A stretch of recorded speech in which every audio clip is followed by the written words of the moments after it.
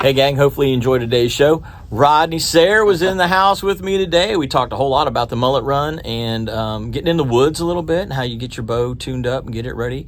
A lot of other great stuff this morning on the show, so hopefully you guys and gals will appreciate it. And click that button and tell us about how you like it. We'll talk to you guys soon.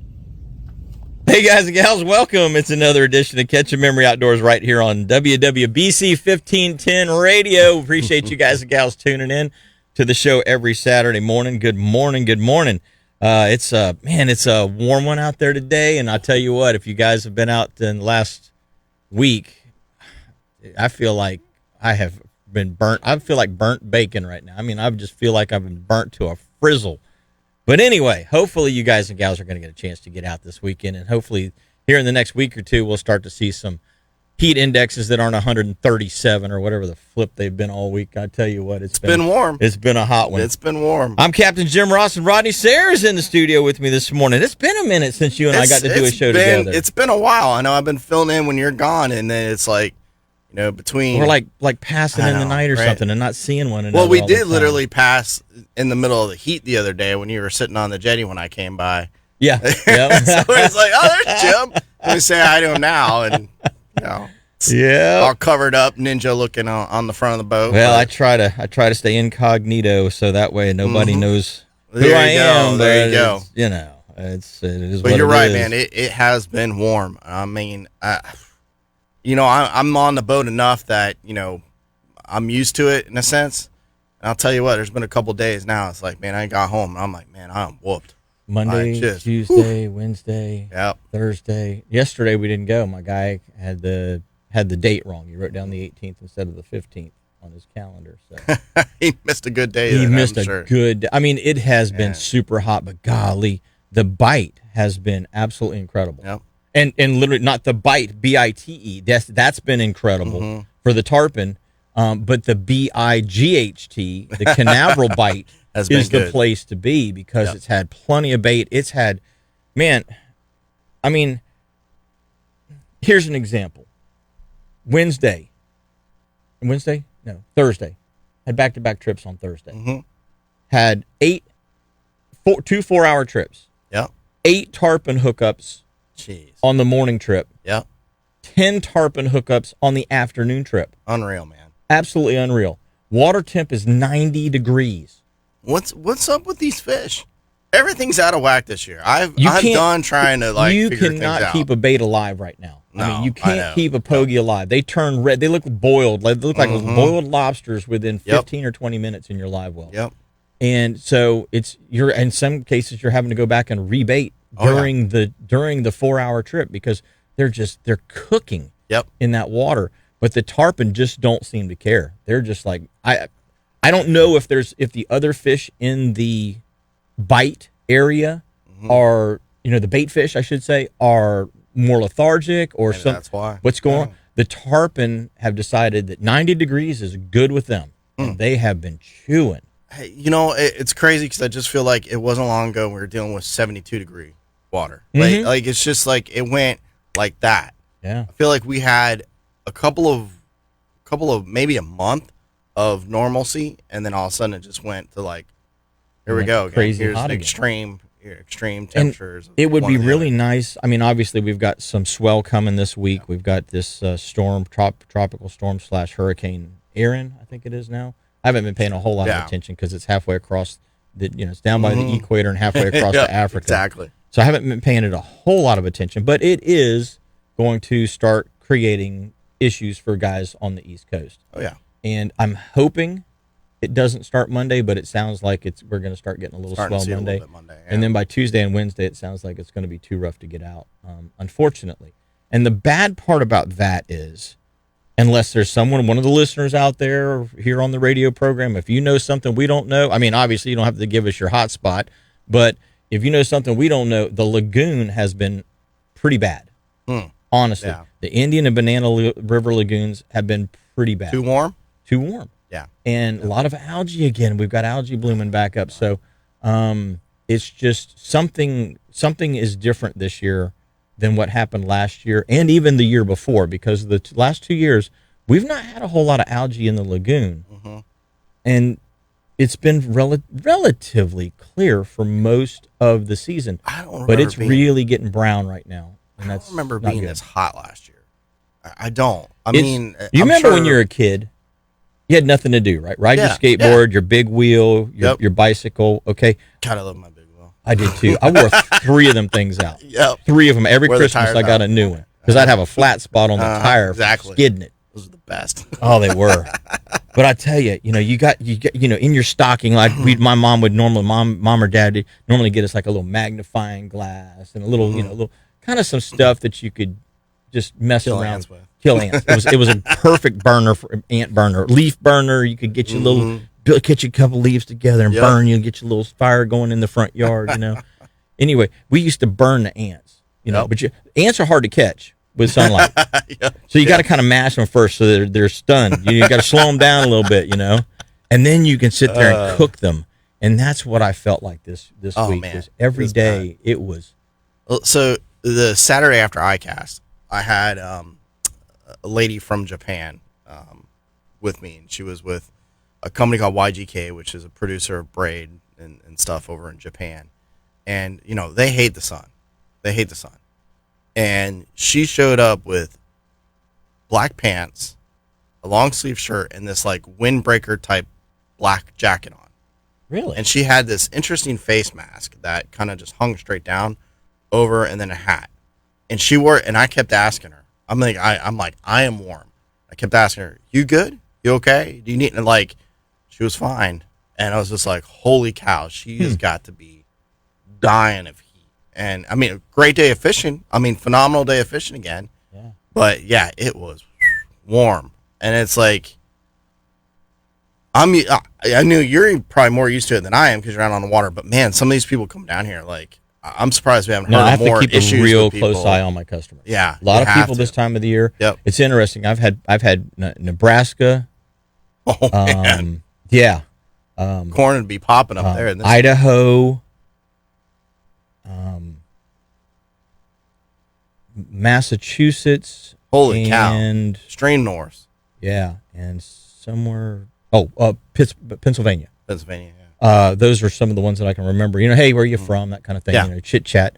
How's it back home? Oh, it's getting warm. I said, well, you're about to see some warm Yeah. because it's, you know what? I'm just going to throw this out there. I have got to go to heaven. I have got to go to heaven because I am not going to be able to deal with hell's heat. It's not. I'm getting to the point where I'm just like I'm done with it, and that's what it felt like this week. It was hot. It's just you got to down the waters. Got to just keep pounding the waters. I tell my customers, I said, I know it's a 4-hour trip. Bring 5 waters and a Gatorade. Yeah. And you're gonna go, especially if you're fighting a tarpon. Yeah, you're gonna go through them. It. No. But wow, snook bite this week's been good. Redfish, I had a surprising redfish bite. They disappeared for almost 2 weeks.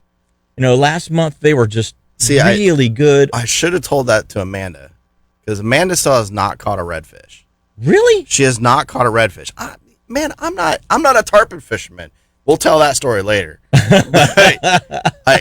I'm not. I catch redfish and tarpon on accident. I'll snook fish. Bycatch. And tarpon and redfish are definitely a bycatch for me. Well, the other day it wasn't, but I was trying to call you to figure it out. But, I'm not big on those species anymore. I used to when I fished when I was younger and stuff, but, not my. I know everybody's. It's like riding a bike. Yeah. It's the same thing. You just have to find them. And so they've been running the beach. The snook and the redfish both have been running the beaches. And they're underneath the mullet pods normally. And we'll get to this. The mullet run's coming.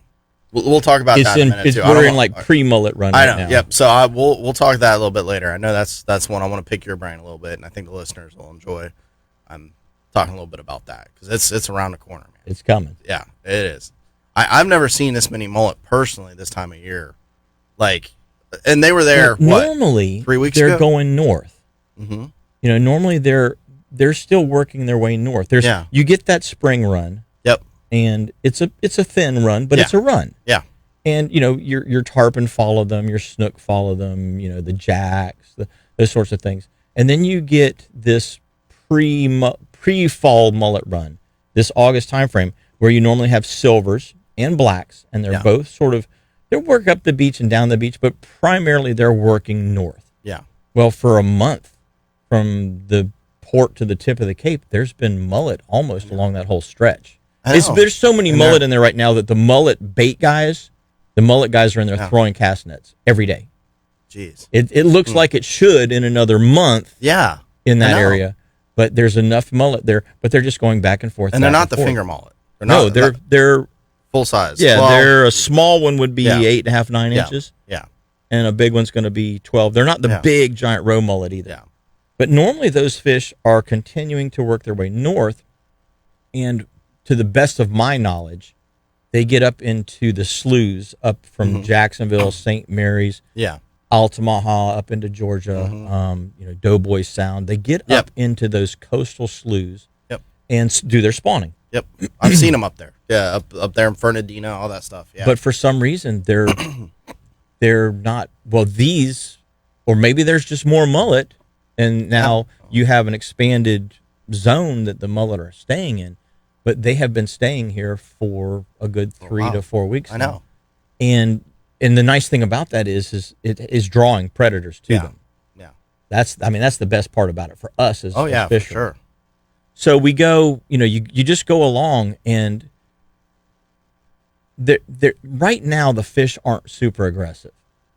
Okay. So if you see a swirl, any kind of a swirl that looks like it's whether it be a shark, a jack, a mullet, whatever happens, you see a swirl in the bait pods, or you see the bait pod showering away from something, stop and fish that. Yeah.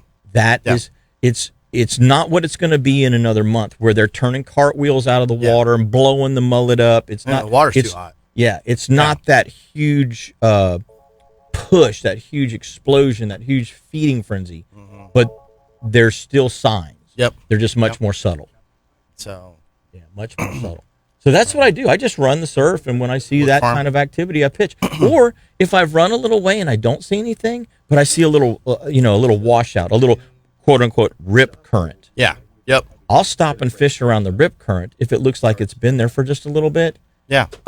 Because that's another area where the water's a little turbid, and it's coming out from the beach, and it's pushing the bait out, and those fish will sit there. So that's always a good thing. Let's take a break, and then we're going to come back. We got a caller on the line. We're going to be right back with Captain Mike Mann on the line after these messages, so don't go away. We're family-owned, offering new and used boat sales, consignment boats, 5-star Yamaha and Mercury service, marine electronics, accessory installs, boat detailing, repowers, and more. Stop by and check out our awesome selection of fishing boats, bay boats, deck boats, pontoons, and runabouts. We've selected the best brands, including Everglades, Cobia, Pathfinder, Hughes Maverick, Yamaha Jets, Abbott Aluminums, and Bennington Pontoons. Already have a boat? Stop by Boaters Exchange and check out our ship store, or drop off for your annual service by one of our certified techs. Boaters Exchange is locally owned with a passion for our Indian River Lagoon. Find us on social media, our website, or call or text us at 321-638-0090. We'd love to see you both. Assassin, the most trusted name in bass fishing lures, is now the top soft plastic lure brand for saltwater. Sea trout, tarpon, redfish, and snook hammer the Saltwater Assassin 4-inch sea shad. With its amazing swimming action, this lure sets the bar for swim bait designs. Other companies continue to try, but none have been able to replicate the action of this incredible minnow-style lure. But Assassin has other proven designs. I like the native shiner colored 5-inch Shad Assassin. That's my go-to lure when I'm targeting big gator trout. Redfish love the Drunk Monkey or the Mudbug colored 4-inch Assassin Shrimp Cocktail. And you can rig these on a weedless worm hook or the amazing Assassin Springlock Jig Head. Now, these are just a few of my favorite Assassin lures. Check out what top professional anglers have known for years. Assassin lures simply catch more fish, and you can get them at your local tackle store or go to bassassassin.com and get some of these fantastic lures for yourself today. Starbright Premium Marine Polish helps keep your boat looking great. This easy-to-apply premium polish uses polymers instead of wax, so it lasts up to 3 times longer than traditional boat wax. The polymers in Starbright Premium Marine Polish are also easier to apply, block UV rays better, and help keep fish blood, slime, and poop and other stuff from sticking to your gel coat. Starbright Premium Marine Polish isn't a wax, it's a sealer. It's safe for all fiberglass, paints, and polished metals. You won't believe how awesome Starbright Premium Marine Polish will make your car or truck look too. Wax is for surfboards, not boats. Protect your boat with Starbright. Hey guys and gals, welcome back. We're going to go right to the phone lines. We appreciate you tuning in to Catch a Memory Outdoors. And for those of you on Facebook, good morning out there. I appreciate you watching us as well.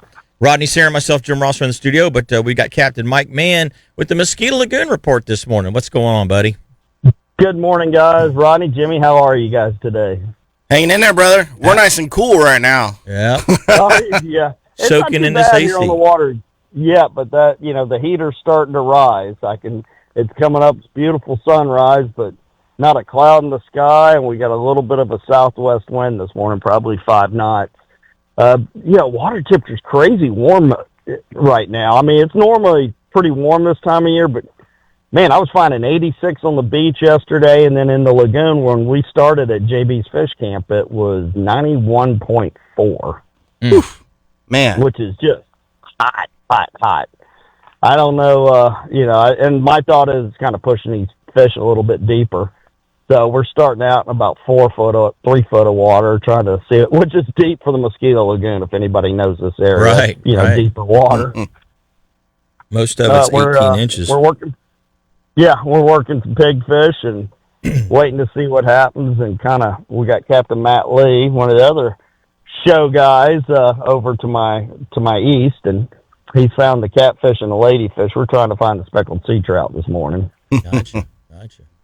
But it's been an interesting week. We got some really good conditions on the beach, got out, and what I found was the pokey pods were not balled up necessarily. There was like 20 miles of bait fish. Oh, we got one on. It was just nonstop bait.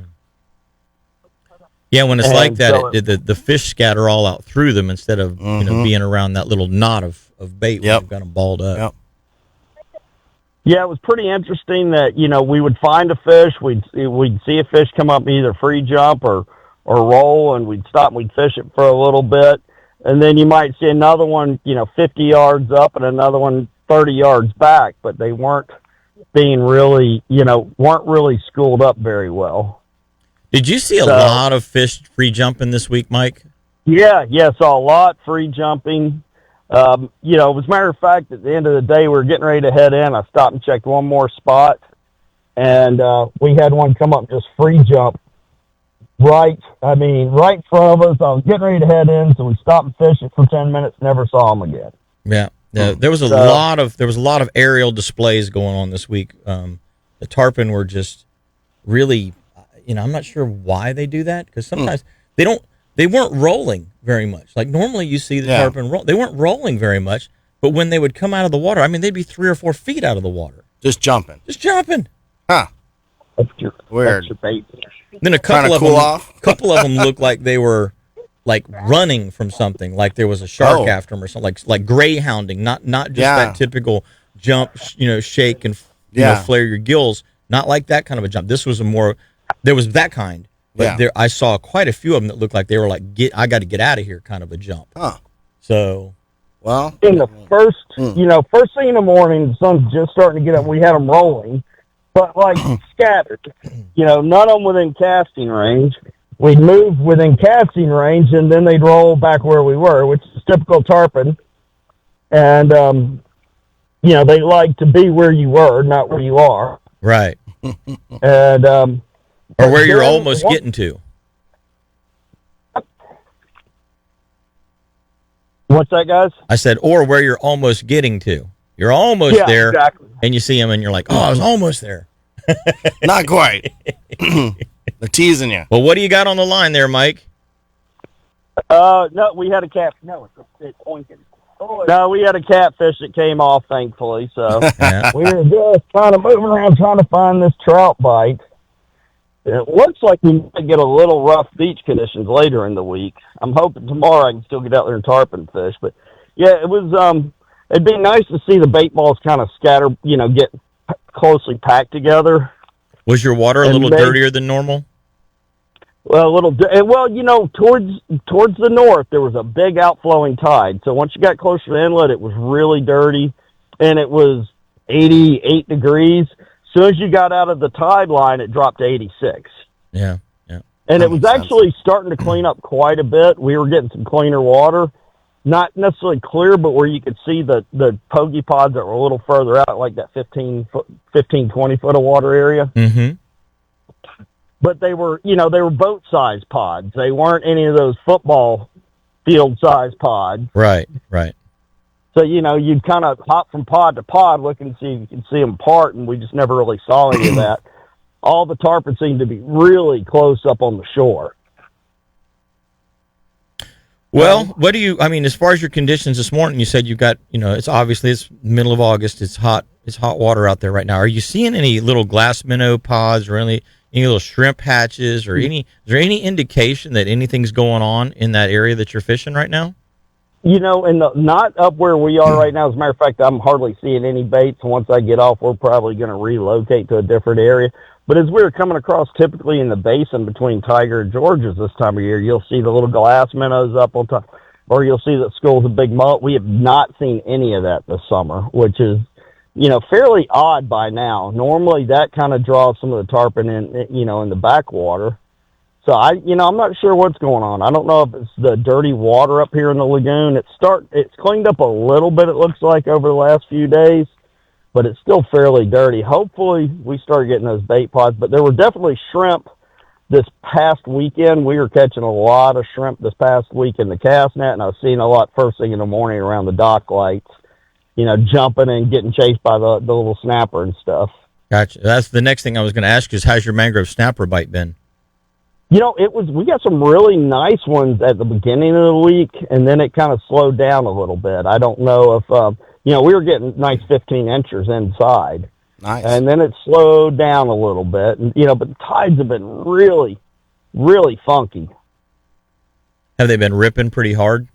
Yeah, the outgoing tide, especially up north, has been just ripping. And then when it comes in, it's ripping in. But it rips in for a little bit and then it slows down. It's not coming up as high as it has been. We had the southeast winds a few days ago. It was really pushing a lot of water into the lagoon system, but not necessarily in the river. Yeah, I noticed at the beginning of the week we had a lot of negative tides, and so that outgoing tide would really be strong. And Mike, I heard that the redfish in the inlet are starting to show up a little bit. They could be. I haven't had a whole lot of reports on that. There was a few boats fishing there yesterday, but not a ton. I typically stay away from those guys. Those are our breeders, and I don't like messing. There's enough boats that mess with those guys nowadays, so I try and stay off of them and let those girls breed. And I'm sure my not harassing them doesn't affect anything, but in my mind it does a little bit. Makes you feel good. Yeah, but we were definitely seeing some kingfish free jumping yesterday on the beach too. Oh. Rodney just sparked up. Yeah. I figured he would. Too bad the swell's gonna you're screw talking all his that language. Up. So we'll see what the swell brings with the storm. Hopefully it stays far enough off where it's a long period swell. And, we'll do well, but we shall see. You never know till it's here. Yep, that's the truth. Well, buddy, we're going to let you get off the line there and go relocate and find some fish for your clients. Right on, guys. I've got some days open in September, and that's prime tarpon season. If you want to give me a call at area code 386-295-5991. You can go right to my website, fatfishguide.com. You can follow me on Instagram, CAPT Mike Mann. And the same thing on Facebook, guys, Captain Mike Mann with 2 N's. Awesome, buddy. Thanks for the report this morning. You holler over at Captain Matt Lee and tell him we said hey. I will. Sounds good, guys. All right, take care. Yeah, that it's interesting. Mike was saying he's got some days open for September.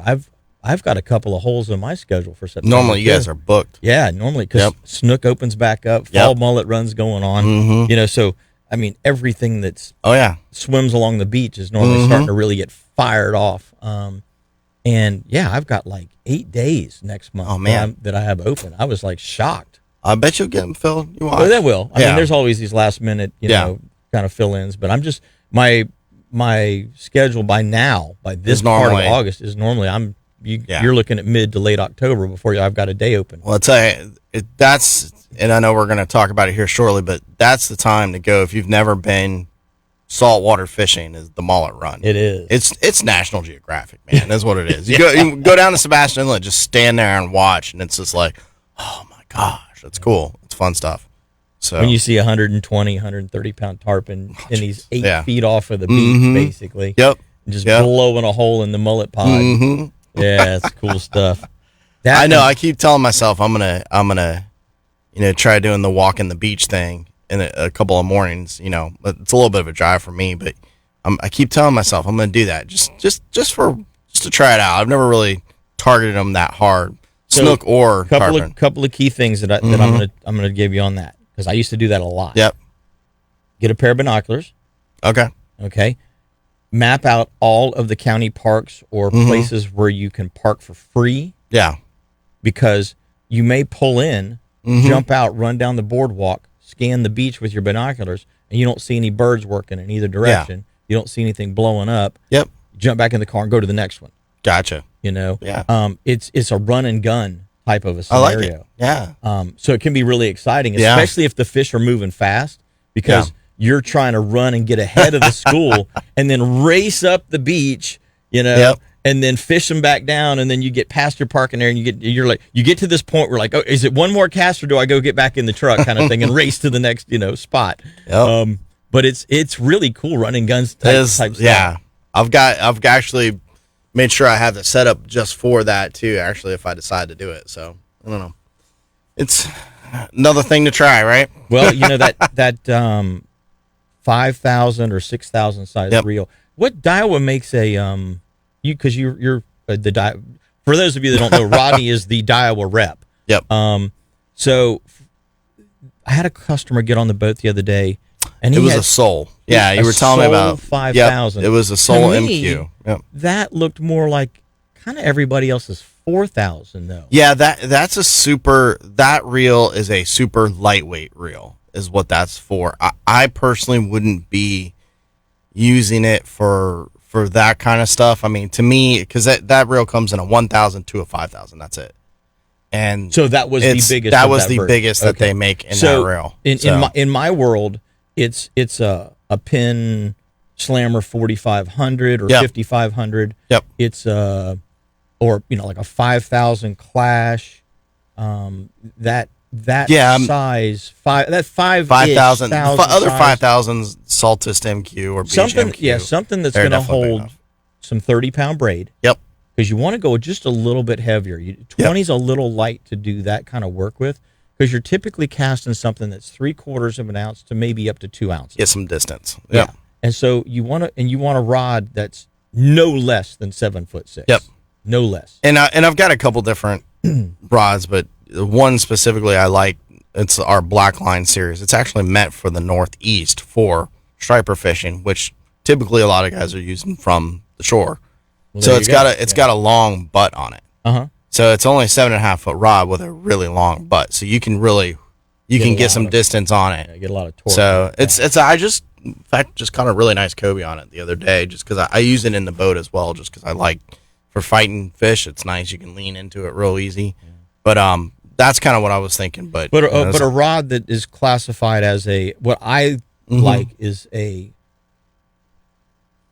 15, 17-ish Yeah. to 30-ish pound class rod.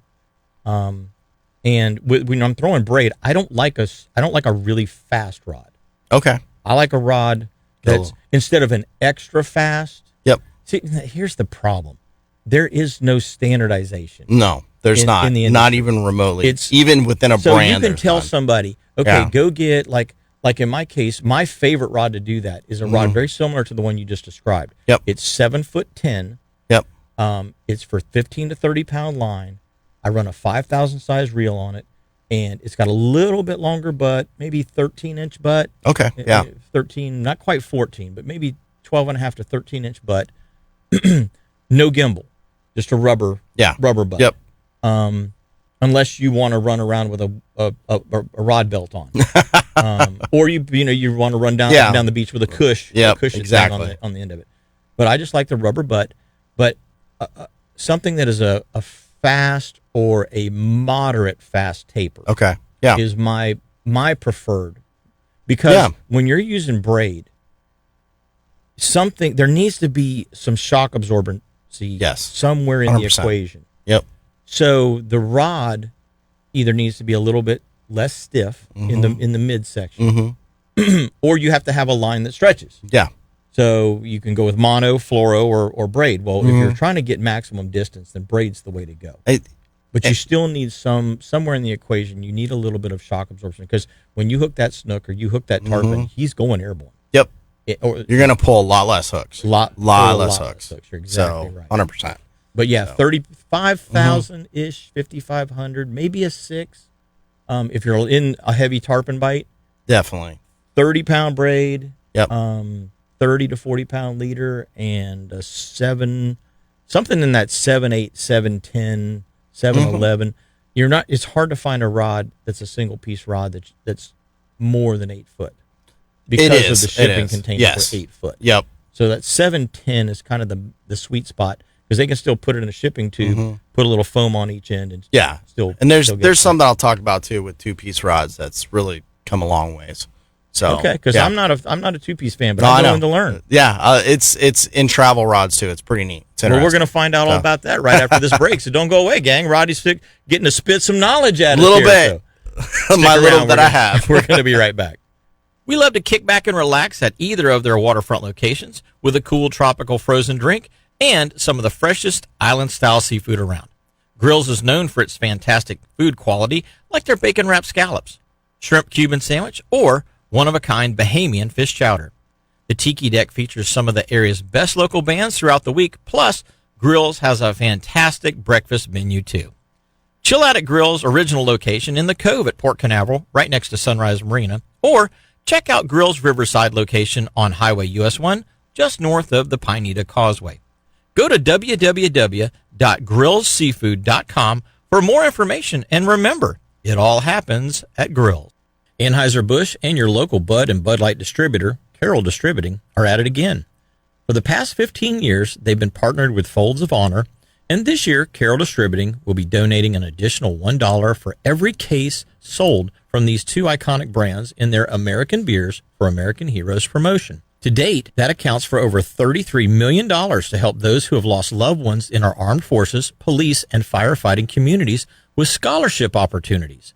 Now through September 1st, you can buy a case to help a family in need. So what are you waiting for? Pick up a case or two today. Nobody likes to pay for insurance, but you have to have it.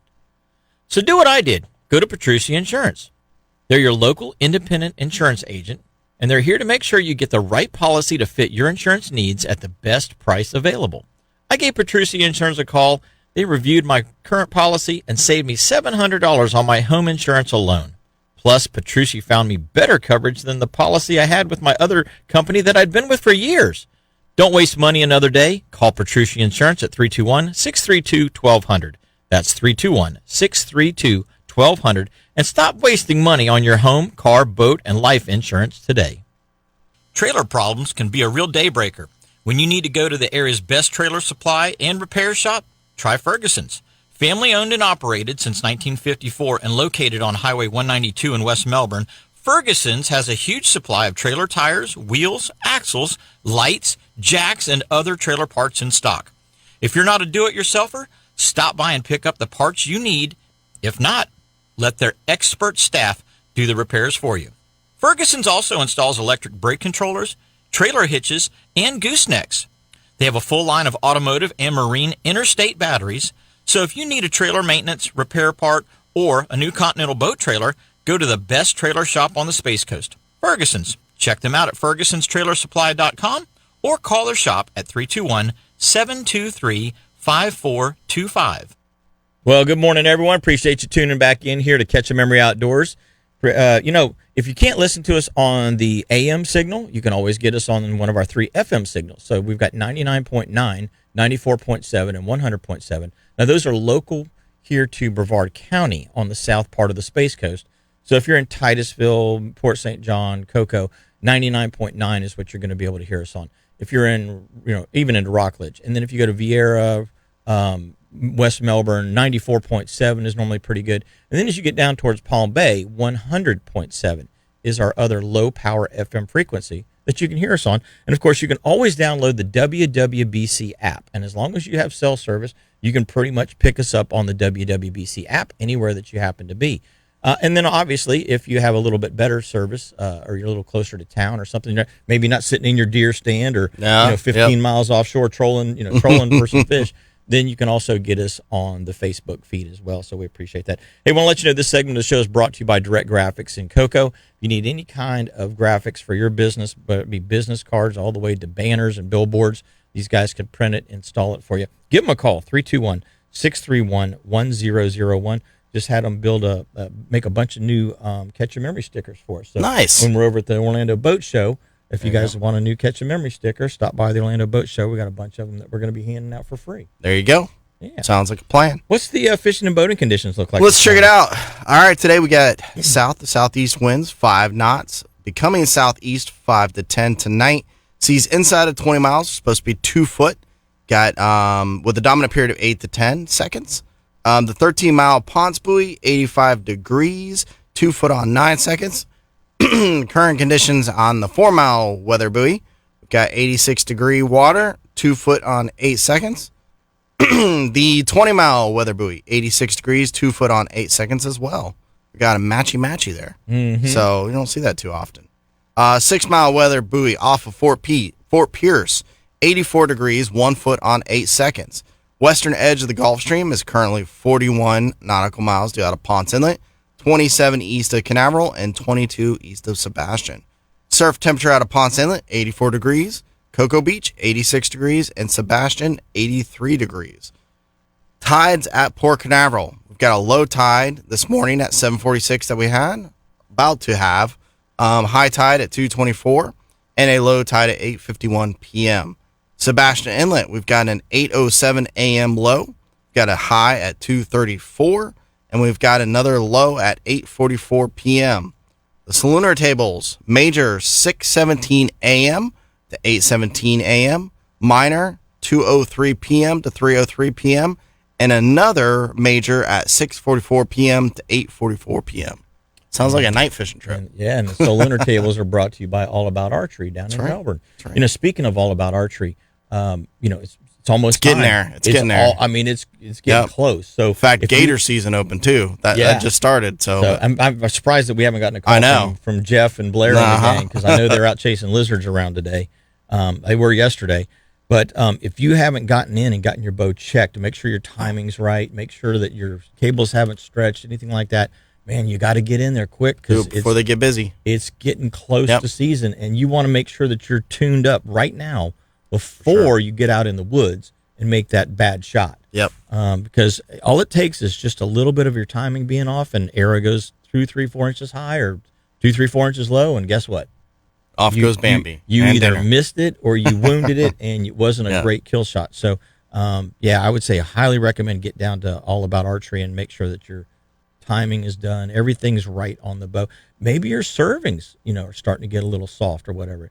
Maybe your D-loop's not quite right. So there's a lot of things that they'll check out for you. And, of course, they've got all the latest and greatest if you're looking for a new bow. So there you go. That's a great place to start. So I'm actually really excited because I've got an invite to go do a little bow hunting. Nice. Here in a couple of weeks. All right. I'm looking forward to that. And then is that when I'm covering? That's when you're covering. Okay. Yep. I was going to say it, probably when I'm covering then. I'm looking forward to that. So I started to get my bow out and shoot it yesterday, and I walked out in the garage and started messing around in there, and I was like, I'm inside and I am sweating to death. Yes. I really don't want to go stand outside right now. So but I've got to get my bow out because I haven't shot my bow now in almost a month. It's been a minute. And not that a month is a long time, but coming into bow season, I really like to shoot daily if I can. Gotcha. I just leave the target in the backyard. I step out, and even if it's only a half a dozen arrows, just shoot. Slinging a couple downrange, 20 yards. That's it's just enough to keep me tuned and dialed in. I gotcha. And to me, I don't want to feel nervous at any time when I'm in the woods. I want to feel confident, and by shooting, especially those last 3 or 4 weeks coming into deer season, you know exactly what the equipment's going to do, and you know exactly where the arrow's going to hit. And obviously, you can make a bad shot, but you're less likely to if you're practicing even just a half a dozen arrows a day. If you're doing it on a regular basis, it's muscle memory, all that stuff. Exactly, 100%. I like when I get pulled back and I'm anchored against my cheek, with my jawbone, with my draw, and I set the pin on the target. I want the word backstrap to go through my mind. That's all I want. I'm backstrap, because you have not even let the arrow go, but you know exactly where you're going to hit. Yeah. That's when you have that kind of confidence. When backstrap fills your brain before you pull the trigger, that's where you need to be when you hit the woods. So, well, let's talk about these rods. So you said 2-piece rods are kind of a thing again. Daiwa's got a technology. It's been out a couple years now, and it's really started honestly around the travel rod side, and what it's called V-joint, but the premise is the joints actually flex now. So the technology, instead of being rigid like they used to be. So the reason why a lot of people don't like 2-piece rods or travel rods is those joints create a flat spot. Yes. Typically, if you're going to have breakage, that's where it's going to be. Yeah. Well, with this new technology, it deadens the rod, so it's not as sensitive. It looks weird when you're looking at it. It doesn't flex right on a cast. All the above. So this new technology, or this technology, actually allows those joints to bend and flex with the rest of the rod. So it creates a more universal. There's travel rods. I've done it several times because we actually have a travel jigging series and a travel popping series coming out that I have the samples of.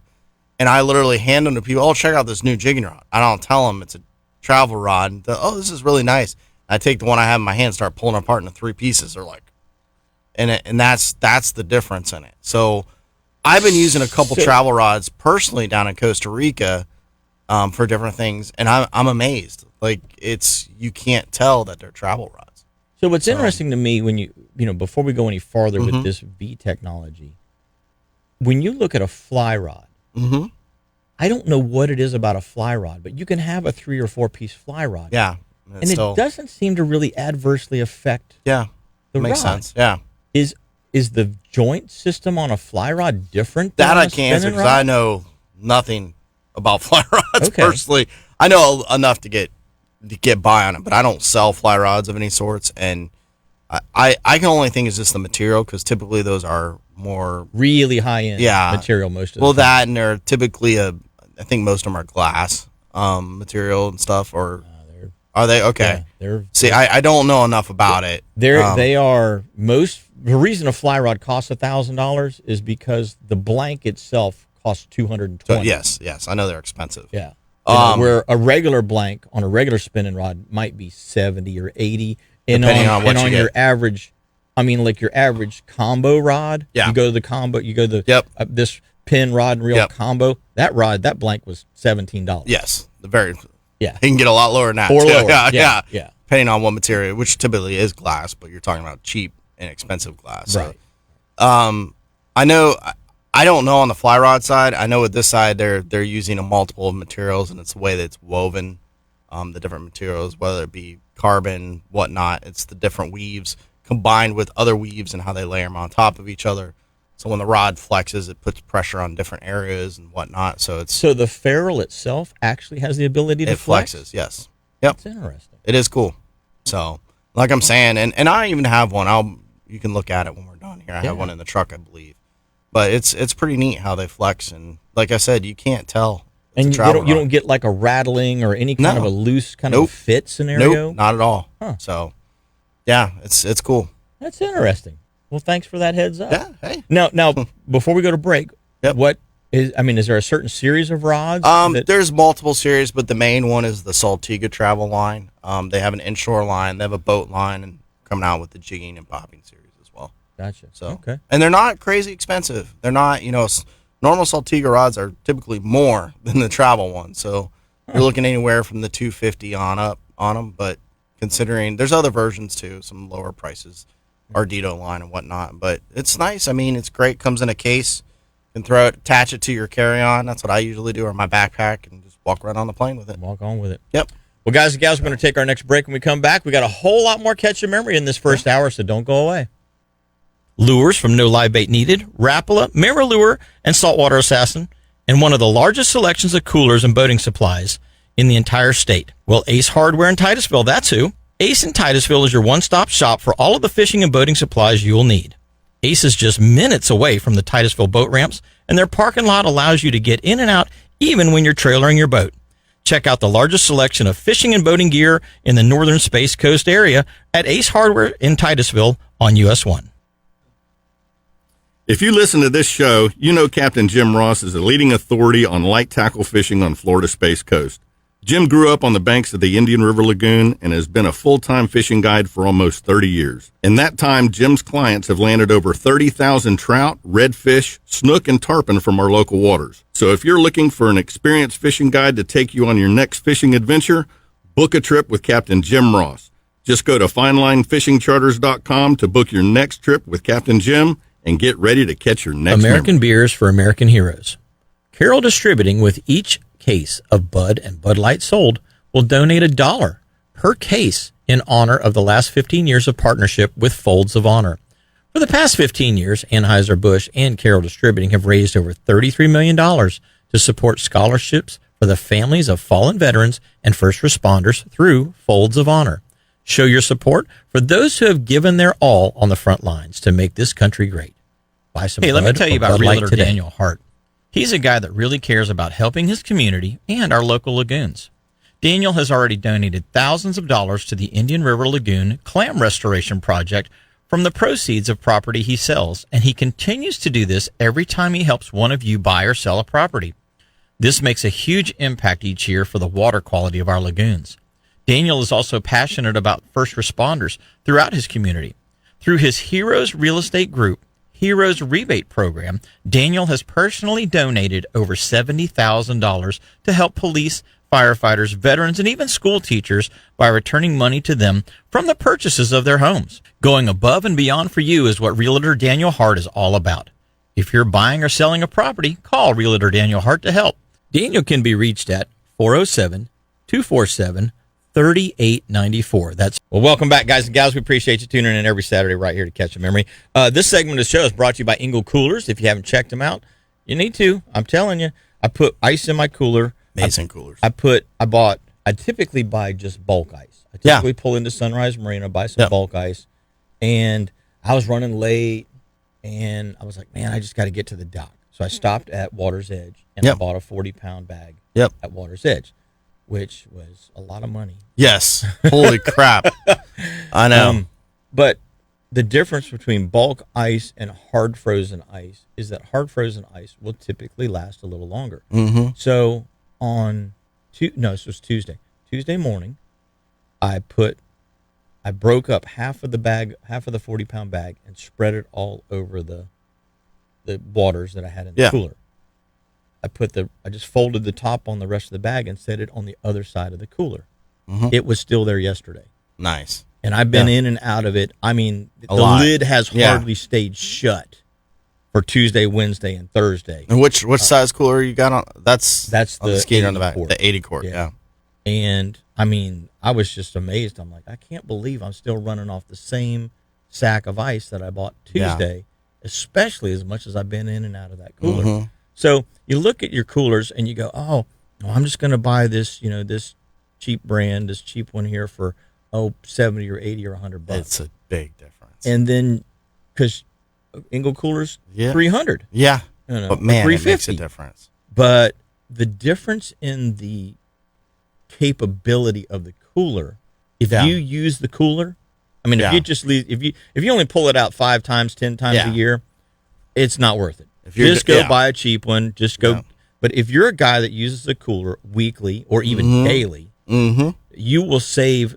I mean, literally, over the lifespan of an Engel cooler, you will save thousands of dollars. When I had my old boat, this was 10 plus years ago, it didn't have a fish box, and I had a cheap cooler on there I was using. And I remember when I first I bought the Engel.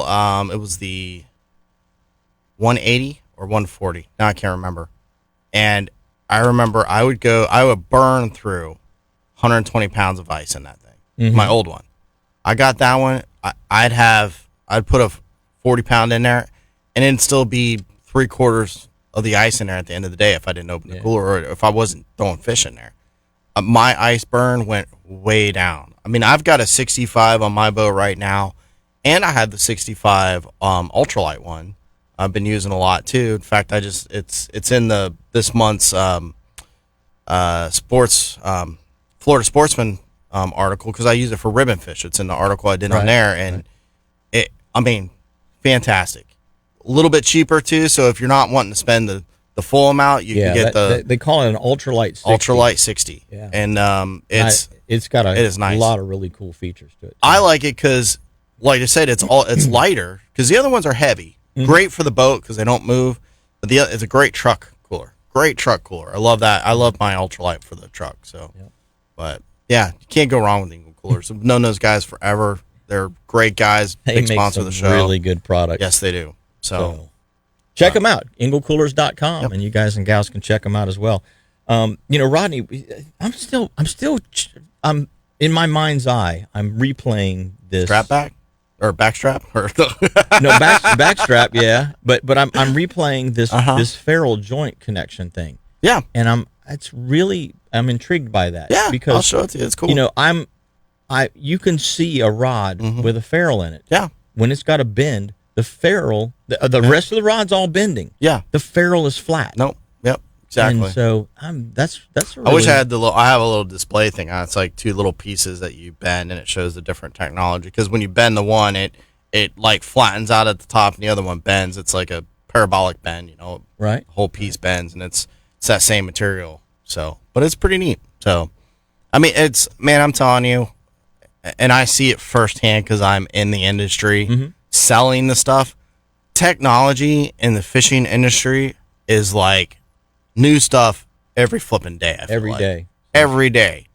I mean, just one of the cool things, and I'm not going to get into it, but the new DRD drag system on the new big Saltiga spinning rails, it's a new washer that's got rollers in the washer. Like, came from basically IndyCar braking systems. Just just cool stuff. Like, and I'm not an engineer by any means, but I find it cool.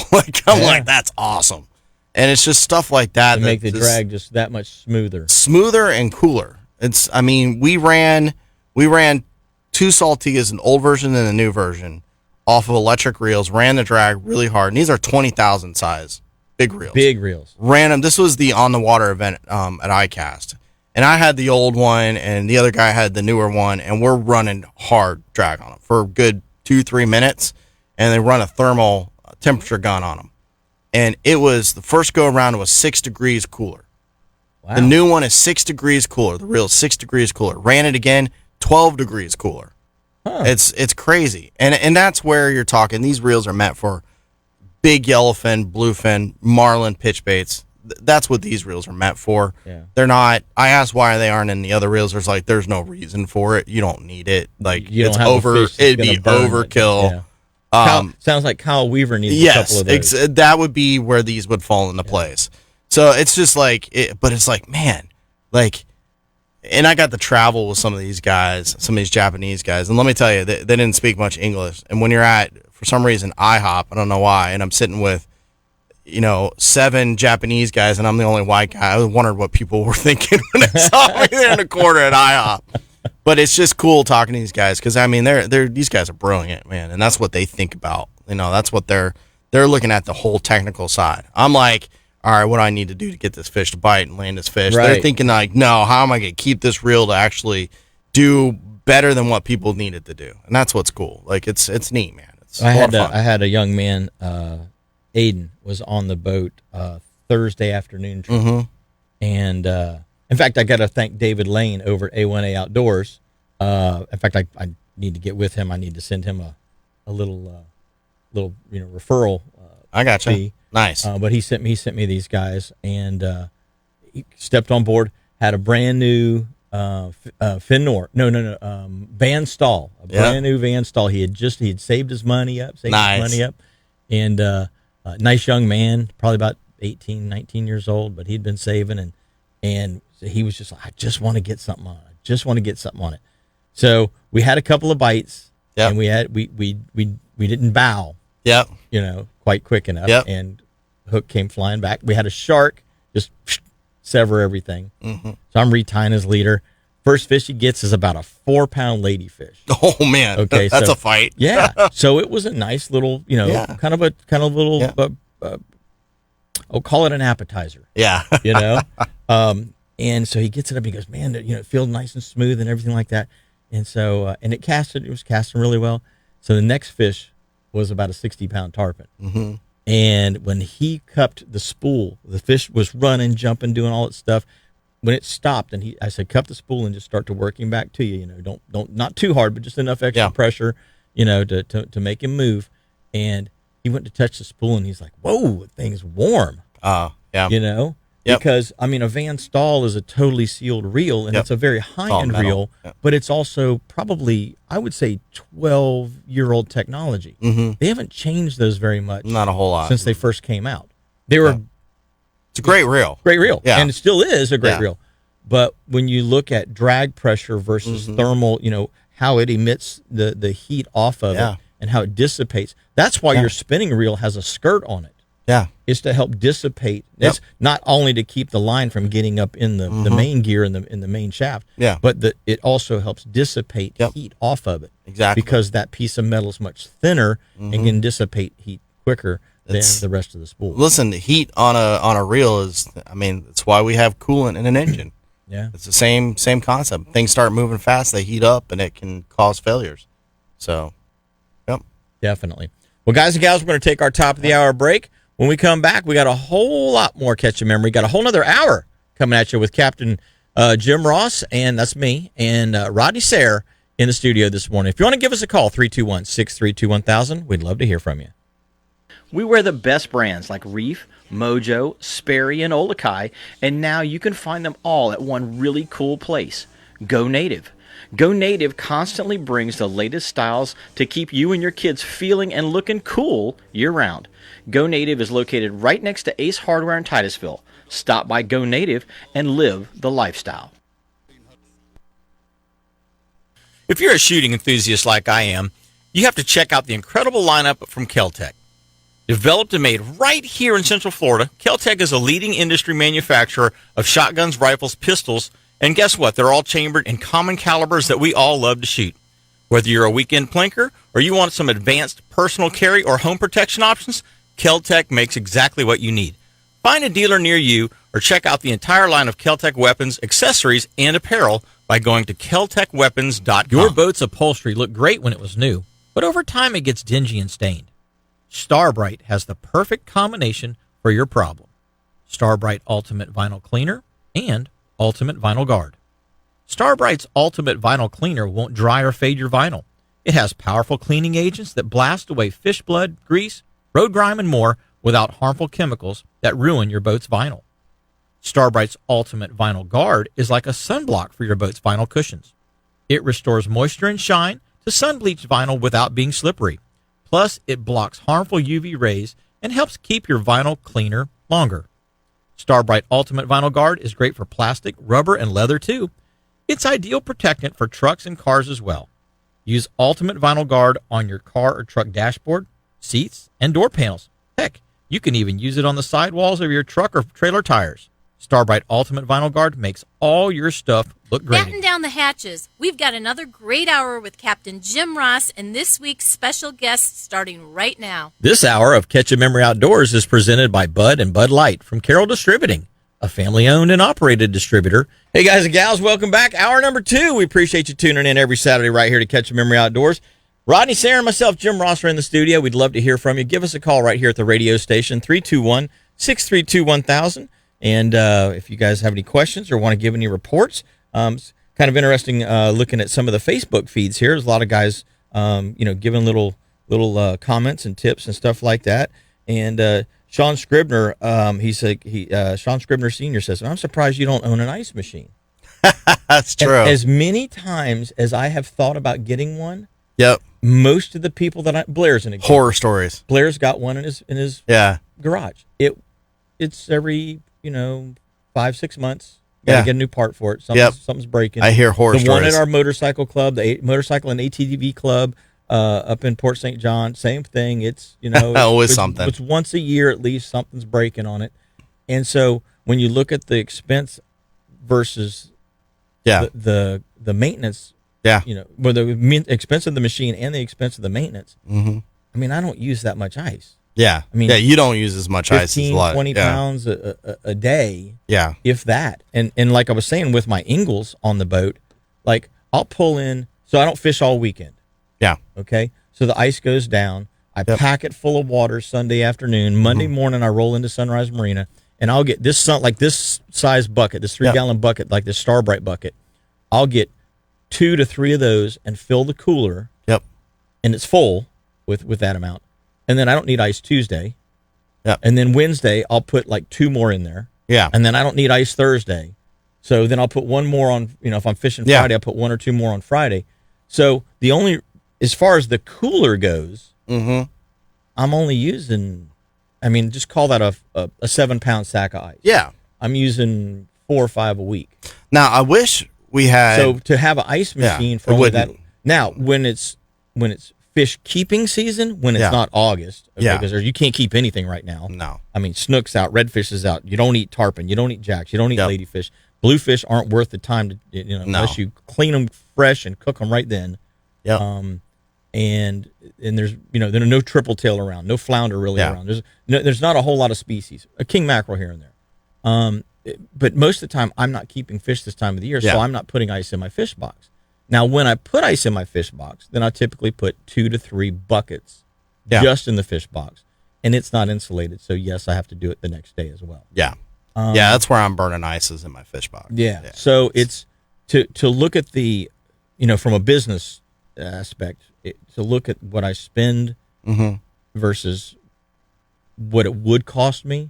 It's way cheaper for me to just buy a bucket of ice from Sunrise Marina. I'm bummed because, I had a twice the ice place right on the way to Canaveral that I would stop and I'd get my ice there. And then the one at Canaveral has now moved farther down, and the parking lot trying to get into is a pain in the rear. But I would go to those twice the ice places all the time. Yeah. Now, here's a little secret. McDonald's, you can buy an 8-pound bag of ice for $1 or $1.50. Really? Yep. So you get you an egg muffin and 2 sacks of ice. Yep. It doesn't have the ice doesn't have like a number like a meal. You just got to ask for the ice. But yeah, they'll bag up. They've got bagged up ice already typically, but if you call ahead, if you want a bunch. So now it definitely doesn't last like some of the other ice. I will say that, but it's fine. It works. Yeah. So it's ice.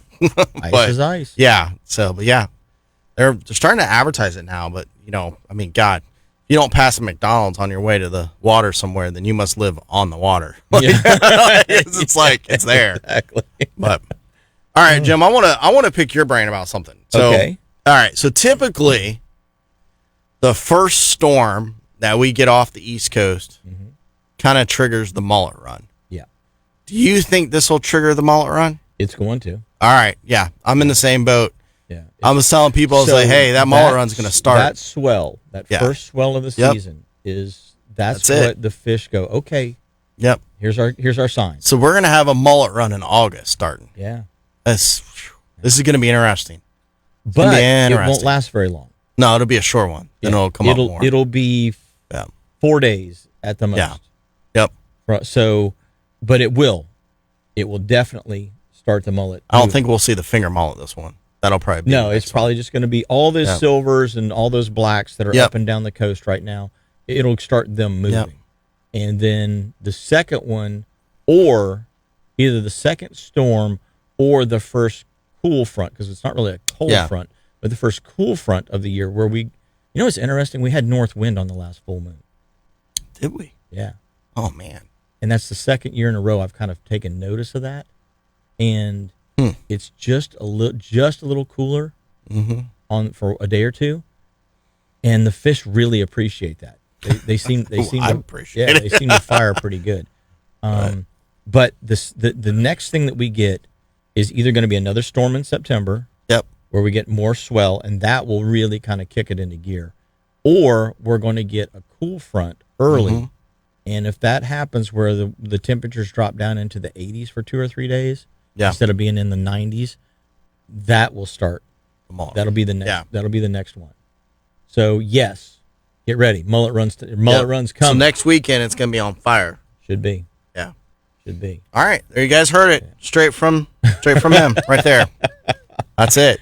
Yeah, and honestly, a lot of times if you can't get out because it's still a little swelly, a lot of times it's good to go to places like Sebastian Jetty or Canaveral Jetty, where you can get above that swell and out past that swell where it's breaking, and fish the backside edge of the swell.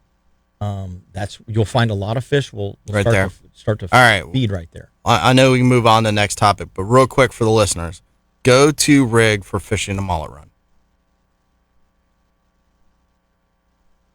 Well, in the first part of the run, the bigger mullet, when the mullet are still big, and you've got good feeding activity, either a live mullet on a knocker rig, or a lip diving plug. Knocker rig. What's your knocker rig? 1.5 ounces, 2 ounces, probably more 2 ounces, because you're dealing with a little bit bigger mullet. At that time, a little bit bigger mullet. Because what you want to do is you want to get your mullet below under the other mullet. Yeah. And as soon as he drops down, he's in the zone. Yeah. You do have to. You get a lot of bluefish. Yeah. With this, so you do have to make sure that you're. I actually tackle up. I use, instead of using 30 or 40 pound leader, which I normally use, I'll put 50 or even 60 on. So because the fish are a little more aggressive. Okay. And you've got a bunch of cover, if you will. The mullet are cover for your tackle. Yeah. And so you don't lose bites even though you've moved up in line size. Okay. So 50-pound fluoro. Yeah. I always use fluoro simply because it's more abrasive resistant. Yeah. And what hook are you using? I know what hook you're using, but tell I'm using a 5/0 or 6/0 or 7/0 VMC 7385. Bam. Yeah. The BK has got the little bait keeper. The bait keeper. Yep. And, that was fun making. Actually, I had Rick Murphy out here a week or so ago, and Eagle Claw. He's now working with Eagle Claw, and they've now got a version of that bait keeper that works pretty well. Well, Owner was the one who started it. Did they really? Yeah, they were the one. Well, they had that little ring. It was a little ring that you put over the hook. Yeah, that was the first one. And so that's why I used to go to Bass Pro, and I'd buy all those little micro O-rings in the pack, and that's what I was using too. Exactly. Yeah, put them on the 7385s. Because it does work better than that hook is. That's an amazing hook. So I still think it's the best hook, period, for tarpon fishing. I don't think you can find a better one. Sailfish, tarpon, snook, phenomenal hook. Yeah. So I do like the Sure Set circle hook and the 5/0 for snook as well, and I really like that hook for flounder. But you're snelling it, right? The Sure Set's not the. It's not the. It's goofy. It's got a funkier bend to it. It's like a checkpoint. Yeah, almost. It's not a wide gap as much. That's the difference. But I've liked that hook as well. So, but yeah, it's hard to beat those. Like, yeah, that's what Amanda caught her tarpon on, but it was actually a 5/0. I can't believe it. Sure Set. No. On the no, it was a 6/0. I don't remember. But no, it was the 7385. Yeah. So with the bait keeper. That hook is. Yep. I mean, there eventually somebody will probably come out with something better, but so far for the last 5, 6, 7 years, no, nothing even close. I keep on my boat. I keep when I'm king fishing, depending on where I'm at, I keep 2 spinning rods in my leaning post. I have one that's got either a cobia jig on it or a J hook, and I keep another rod that's got as long as I have live bait, I have another one that's got one of those hooks on there for a mahi swims up, something like that. But cobia, obviously, I don't like circle hooks on cobia. That's the I'm one not a fish. fan either. One fish. Although, having said that, I'm not a fan of it. As long as you go with an 8/0 it'll set or a 9/0, Yeah. you can get it to hook in a Yeah. cobia. But Yeah. I don't know what it is about a 5/0, 6/0 size. You can't hardly get a cobia to hook Yep. up on a circle hook. I don't even bother anymore. I'll either have a J hook or I'll have a cobia jig. Or Yeah. I love Ray Rocher's jigs, by the way. His He new makes some cobia good jigs, jigs. doesn't he? Those new cobia jigs are sweet. So So but- I've got them in the olive back with the silver. same. Yeah, I like that. It's a greenie. Yeah, it is, and they eat it, man. That they Eat do it. big time. So Yeah, those R&R tackle that Ray Rocher puts out. that R&R stuff is good stuff, folks. If you're check out his stuff, it's nice. So he's a great guy. I love his too. floats too. You know, people. Okay. It's funny because he makes kite floats. Yeah. They're for your Yep. kite lines. Yep. Well, I use them as just regular floats, as a regular cork, bobber, Yeah. whatever you want to call it. And it's funny because you'll get guys that'll come down from, wherever they come down from. They're always coming from somewhere. And they look at you and you're like, are we bobber fishing today? I'm like, no, we ain't bobber fishing. We're float fishing. There's a difference. Bobber is a little red and white plastic thing. Yep. This is a float. Mm-hmm. And, it's amazing how many fish that I've caught between triple tail and tarpon in particular on the float baits. A lot of guys are like, I just want to run it clean, just a free line to a hook kind of a thing. Yep. Man, you put that float on there and that bait starts struggling against just a little bit of resistance to that float. Yep. And that tarpon can find that thing from 100 yards. Yep. And I'll show you something. I don't have them with me, but I'll show you a new bobber. That's pretty freaking cool. But it's not a popping type cord. It's not No, like I know. It's I not know. like an attractor bobber. I know exactly what you're. Yeah. But they make them. They're super durable. Yep. They have like brass, like nickel plated brass inserts in them. They're a For the heavy kite. duty float. Yeah, because they're kites. Yeah, because they're hitting the ring. The Yep. ring all the time. Yeah. So But yeah, that R&R float is the deal. it's cool stuff. Like I said, it's just fishing stuff, but it's fun. Well, and like you say, like a knocker rig is a very simple rig. So pitching in that mullet run scenario. Yep. All right. Pitching that knocker rig in there. Now the one thing that I'm doing is I'm not just casting and letting it sit. I'm casting it and I'm retrieving it like it's not as fast as you would a lure. You're moving it. But I'm moving the bait to You don't want it sitting on the bottom. Right. Yeah. You don't want it sitting. You want it swimming. So I'll pitch in and I'll just slowly reel it back. So the egg sinker, it's almost like a jig head with a circle hook. Yeah. It's sitting right on the bait's nose. Yep. And the fish just don't seem to mind it. Isn't that weird? Yeah. They don't mind it at all. It's like lead. They don't. But if you put the egg sinker out a little bit away from the weight, sometimes they won't even touch it. Like they'll see the weight is out there. Yeah. And it's not right on the bait's nose, and they get a little funny about that. And then, obviously in that scenario, you're typically dealing with a fish that's coming at you. Yeah. So when you feel the bite, this is the biggest thing with a circle hook, and most guys and gals don't comprehend this portion of fishing a circle hook. You cannot let that rod, you can't let your rod go straight at the fish. No. Or straight at the bait. Yeah. You have to hold it up at a 45-degree angle. Not a 90 necessarily, but a 45-degree angle. You want to, and as you're reeling, when you feel the bite, just simply, as soon as you feel the bite, just simply drop the rod tip.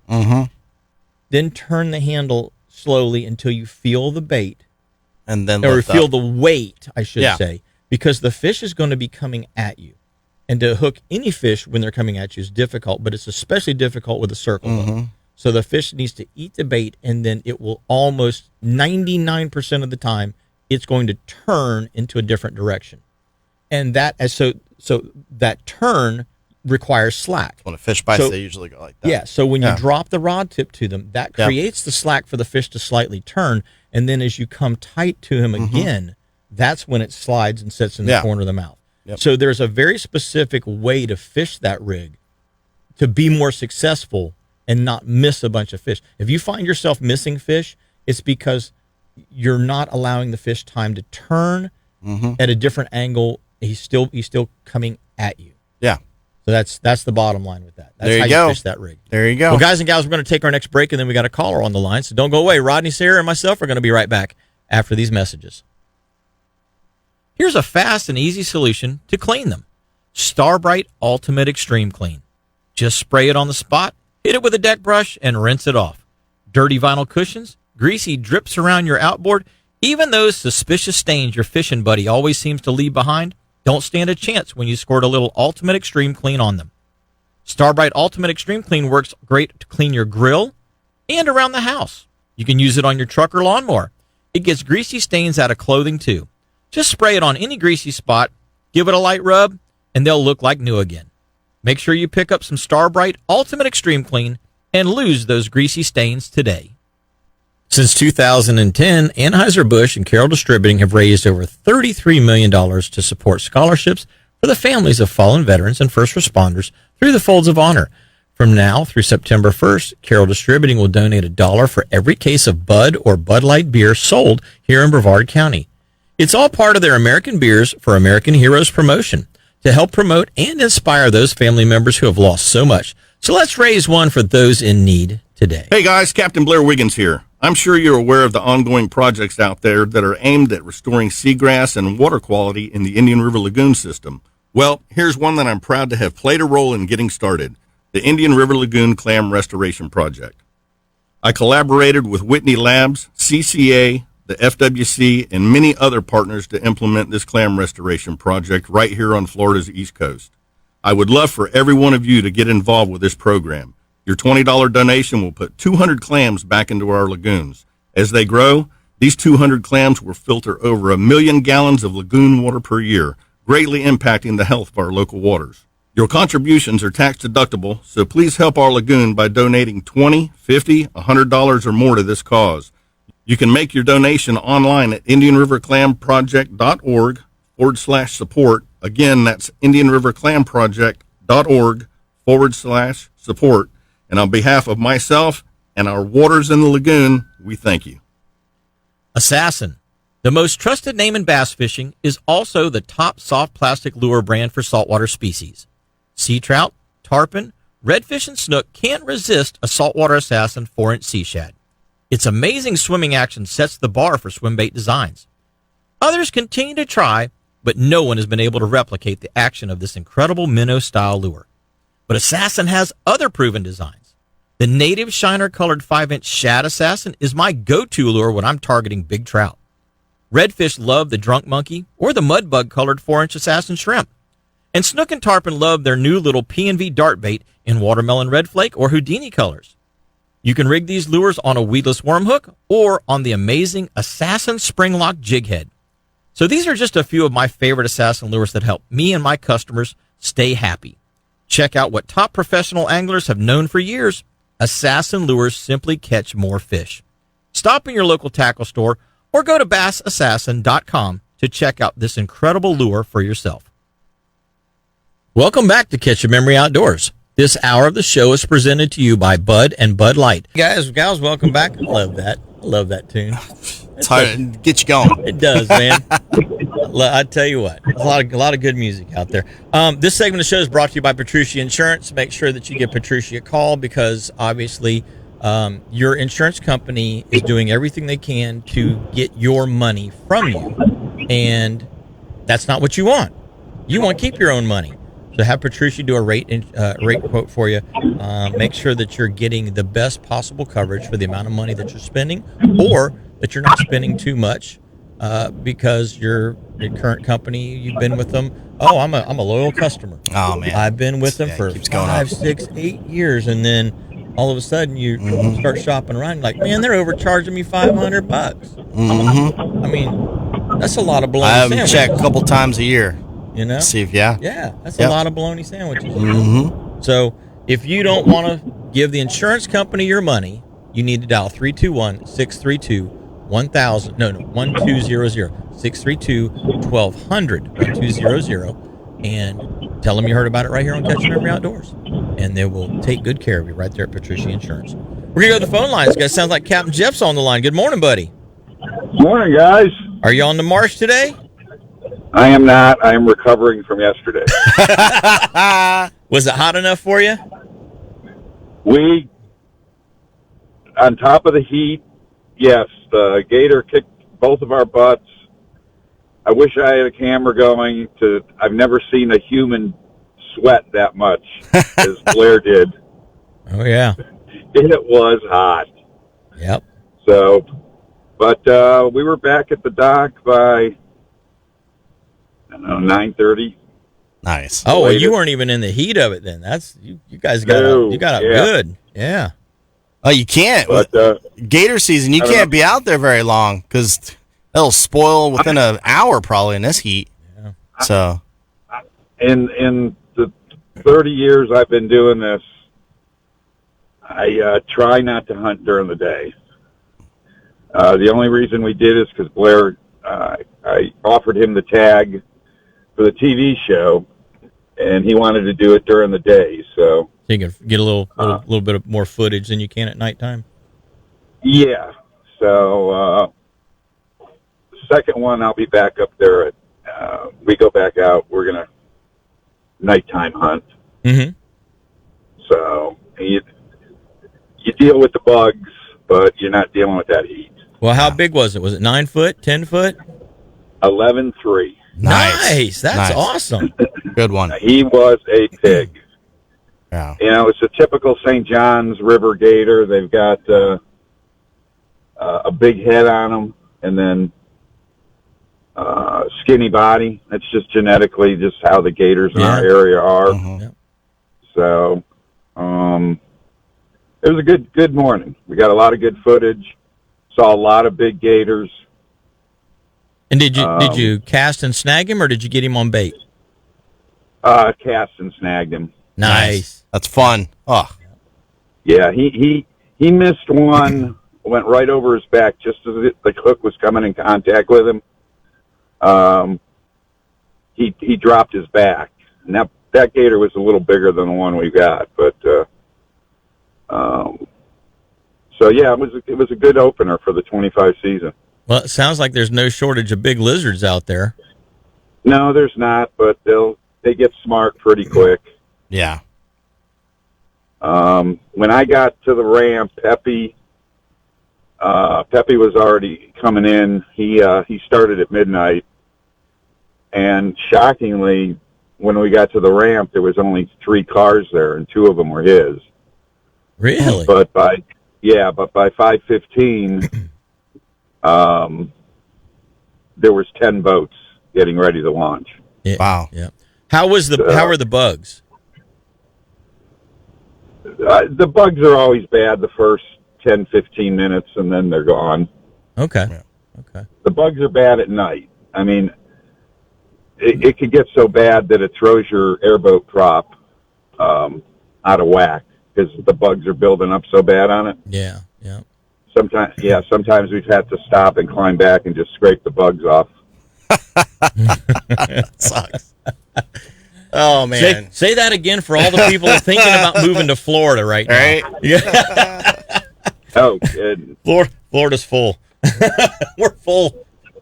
Well, we ran it up to Central Florida trophy hunts in Cocoa, and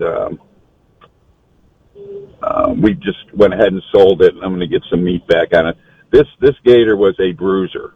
He was an old gator. He was missing all the toes on his right front paw, and somebody got a hold of his tail and just beat him up. He was scarred. So there's a bigger one out there, huh? there's always a bigger one out there. Yeah, not crazy. There's so many gators on that river. It's unbelievable. My only complaint is the lack of safety equipment worn by a lot of these nighttime hunters. You know, they're out there running around. They ain't got nothing on it. If things are going to go bad, they're going to go bad at night. Yeah. So Yeah, Where are your it's life always preservers? good to have those inflatable life preservers on. That's for sure. That's So for sure. other than that, heading over to Aquatech to pick up my boat. They got the board in for the power pole. Oh, good when deal. they take it over, it went from 2 weeks to overnight. So they you cannot beat the customer service with that company. Well, I stopped in and talked with Rusty over at Butt Racks yesterday, and the girl in the office there said that she goes, "Oh yeah, you sent us Jeff over here, and we just did his boat." So how's your boat seats doing after they did that? Oh, you know what? That guy is just a craftsman. He showed me with the old work how how things break down and why they break in regards to the fabric, and it was an unbelievable job he did, worth every penny. Yep. He even on the leaning post, he even put this hump in the foam, so you're not when you're on the cushion, you're not constantly sliding forward. Mm-hmm. Just a little hump. Yeah, I had him do that on my one Skeeter, and I just took all the upholstery off the other one, and I took them because it's 5 years old now and starting to crack. I just took it over there for him to do all the upholstery on that one, and that's exactly what we talked about. Was make sure you put that little hump in there because it's like an extra bunch of padding on the front side of the leaning post, sliding down. And so when you sit up on it, that's nice. It keeps you from slipping, and when you're leaning against it, it's twice as padded. Mm-hmm. Yeah, it's just really nice. Well, all right, buddy. Well, we'll let you get back to it. Okay. You got any more hunts coming up? Yeah, scattered. I'm not going crazy this year. I'm back to one a week. Gotcha. You were going to ask Rodney something? Yeah, finally, after all these years, we're going to get to work together. I know, right? He's like, "You want Craner to come into the show?" I'm like, "Yeah, that sounds cool. We'll have a good time." Well, hopefully, I'll call you guys in and say that I've got some brown down. You know, there you go. I talked with Daryl. He texted me yesterday. I guess he just got up to the lease, and he's hunting this morning. Nice. And he says, "Man," he goes, "a lot of young bucks this year. You know, a lot of up and comers." And he says, "But the slick heads are thick." And I'm like, "That's what I'm talking about." Freezer queens. That's all I need. Me for freezer queens. Get that. Well, so he's gonna let me take one when I get up there with him. And I've got Tino from All About Archery. I'm gonna get a chance to do a show with him in a couple of weeks at his property, and maybe be able to get a doe or two there. You never know. But that would be nice. I was able to take one 2 years ago. Nice. And well, guys, I got to let you go real quick. Okay. Please be safe, and Rodney, looking forward to working with you next. Sure, month. sounds good, man. All right. I know. Did the hot now sign come on at Krispy Kreme? Oh, you're just no, we love you, brother. We love you, man. You take care. I got this beautiful young lady here waiting to take my coffee order. So. We'll let you to it. She wins, you lose. You take care. See you guys. So, Jeff is he's a fantastic duck guide. Yeah. Good duck hunter. And so we've been doing some fishing with him, but guys are guys. Guys are going to goof on one another. And Jeff always shows up with an eclair on duck day. He's got an eclair in one hand and a cigar in the other. Okay. And and so Kyle Weaver bought these fake like plastic donuts with sprinkles on top and all this kind of stuff, And as we're out there setting the decoys up, it's pre-dawn, it's 4:35 in the morning, whatever time it is. We're out there setting the decoys up. Kyle is behind us, and he's setting some things out too. Well, first light comes up, and there's these donuts out in the middle of the decoys. These little floating donuts out there in the marsh. I'm like, what is that? We're all looking at it, and Kyle can't. He's about to just blow a gasket. He's trying not to laugh, and we realize what it is. And Kyle had set all these little plastic donuts out in amongst the decoys. So anyway, we have a good time. We call Jeff Captain Eclair. Captain Eclair. Yeah, I love it. Yeah. So a lot of fun. That's the one. That's one of the great things about going fishing and hunting with your buddies. Oh yeah, you get to have fun, goofy, rag on each other. Stuff That's like part of it. Oh yeah. If you're not getting ragged on, you probably need to question if people really like you or not. Yeah. It's the truth. Well, guys and gals, we're going to take our next break. When we come back, we got a whole lot more. Catch your memory right after this, so don't go away. Just about everybody.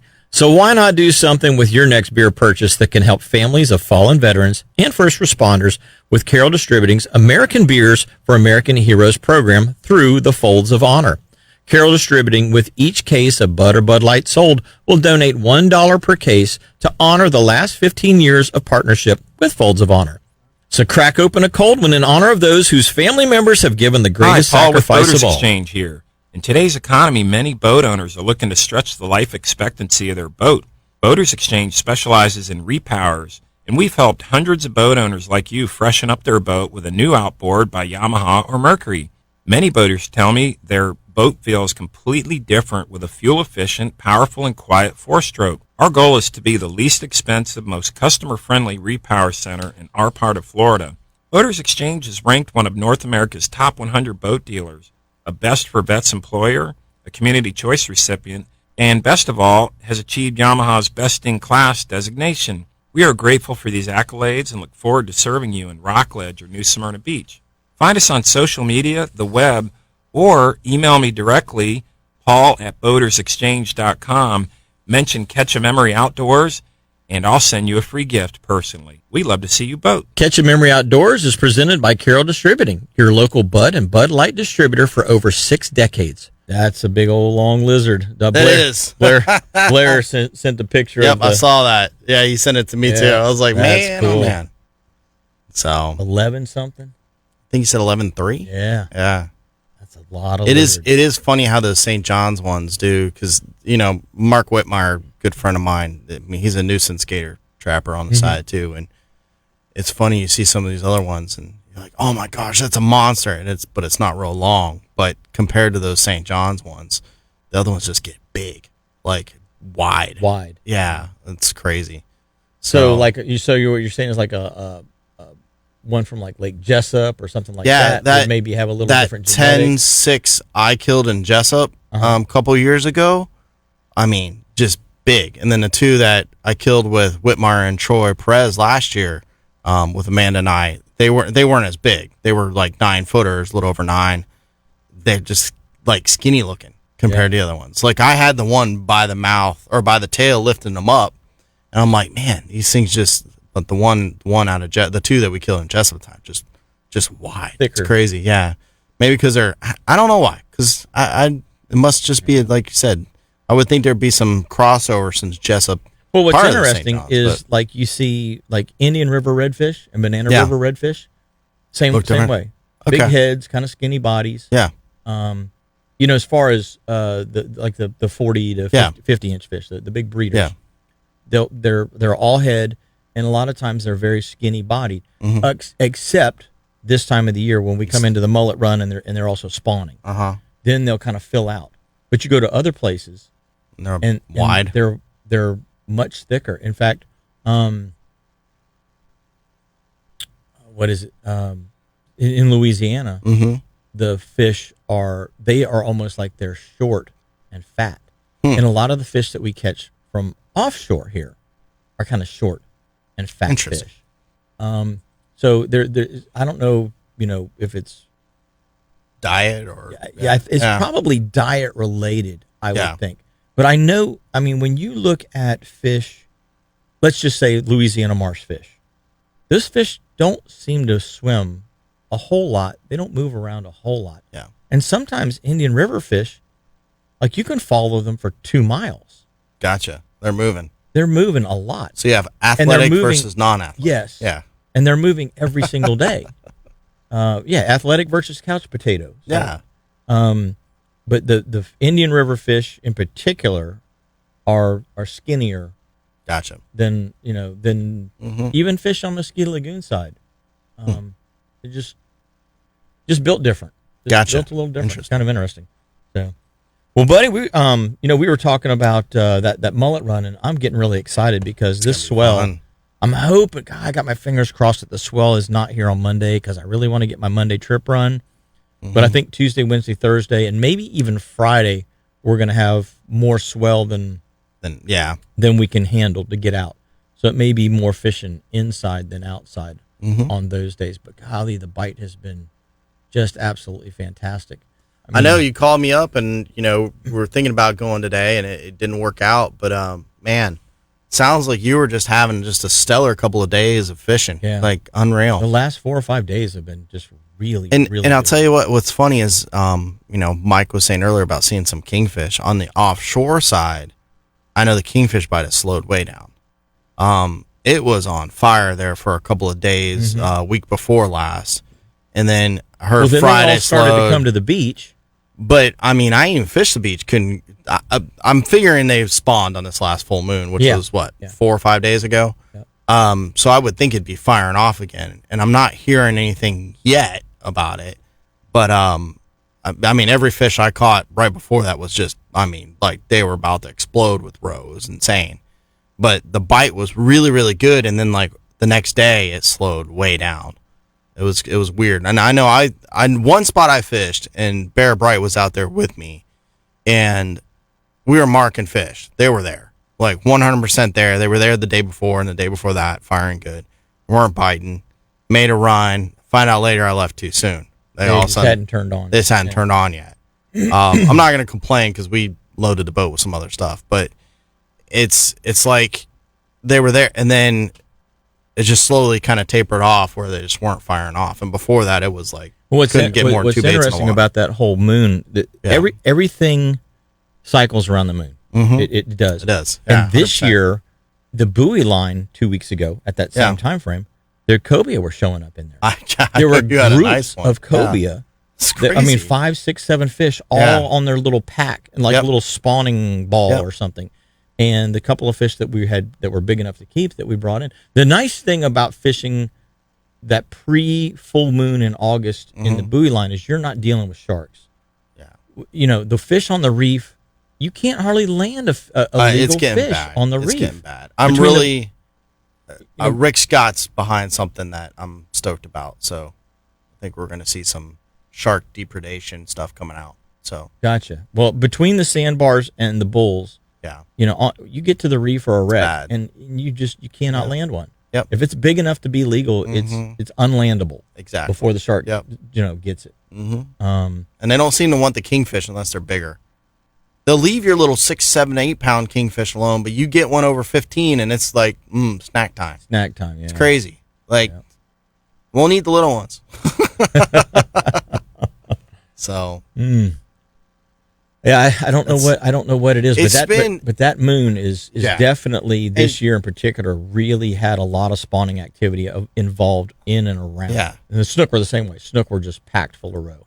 It's so weird, Jim. I feel like we've been saying this past couple years. It's like I feel like everything is changing so drastically year to year as far as patterns, times of year. It's nothing is being consistent from years past. And I have not caught a kingfish in the buoy line in I think 2 years now. I know there's been a couple caught, but nothing like it used to be. No. And I push that towards the dredging personally. That to me is why that is. Yeah. With the dredging and beach renourishment, we've seen a lot less of a bunch of different kinds of fish. Yeah. Yeah. The bonitas will not come in. No, close. They will not. I know. I haven't seen a school, but and there were tons of schools out of Ponce the other week.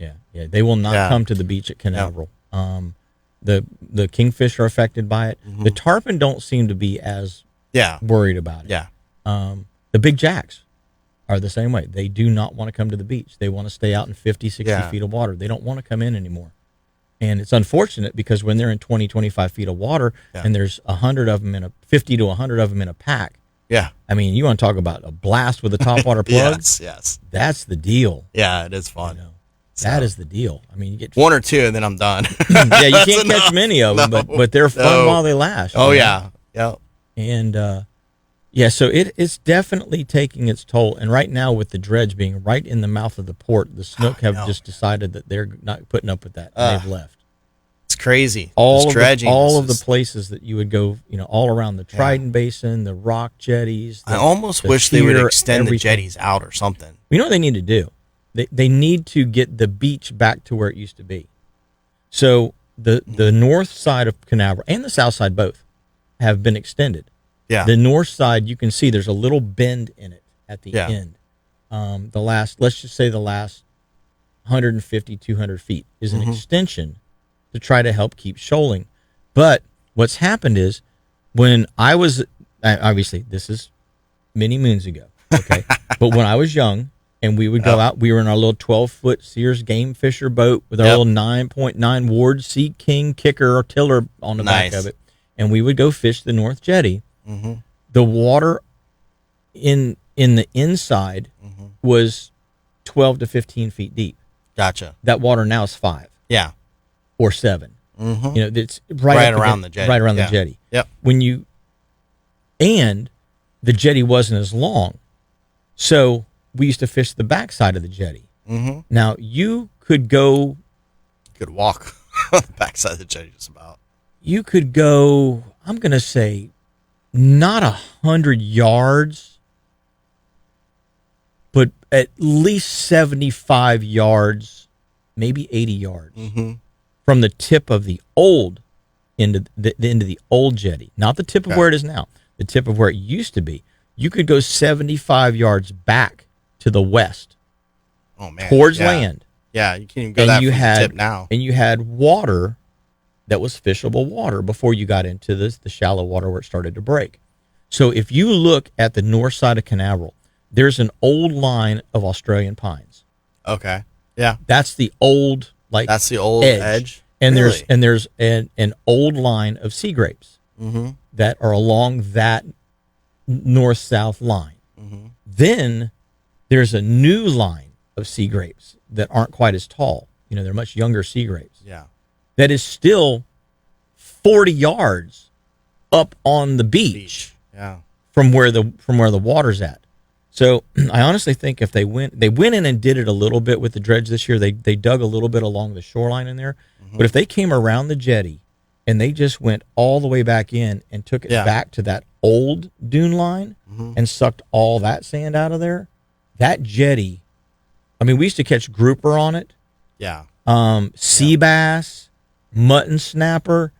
Yeah. You would catch offshore species around that jetty because the water leading up to it and on both sides of it was deep enough to support those species. Yeah.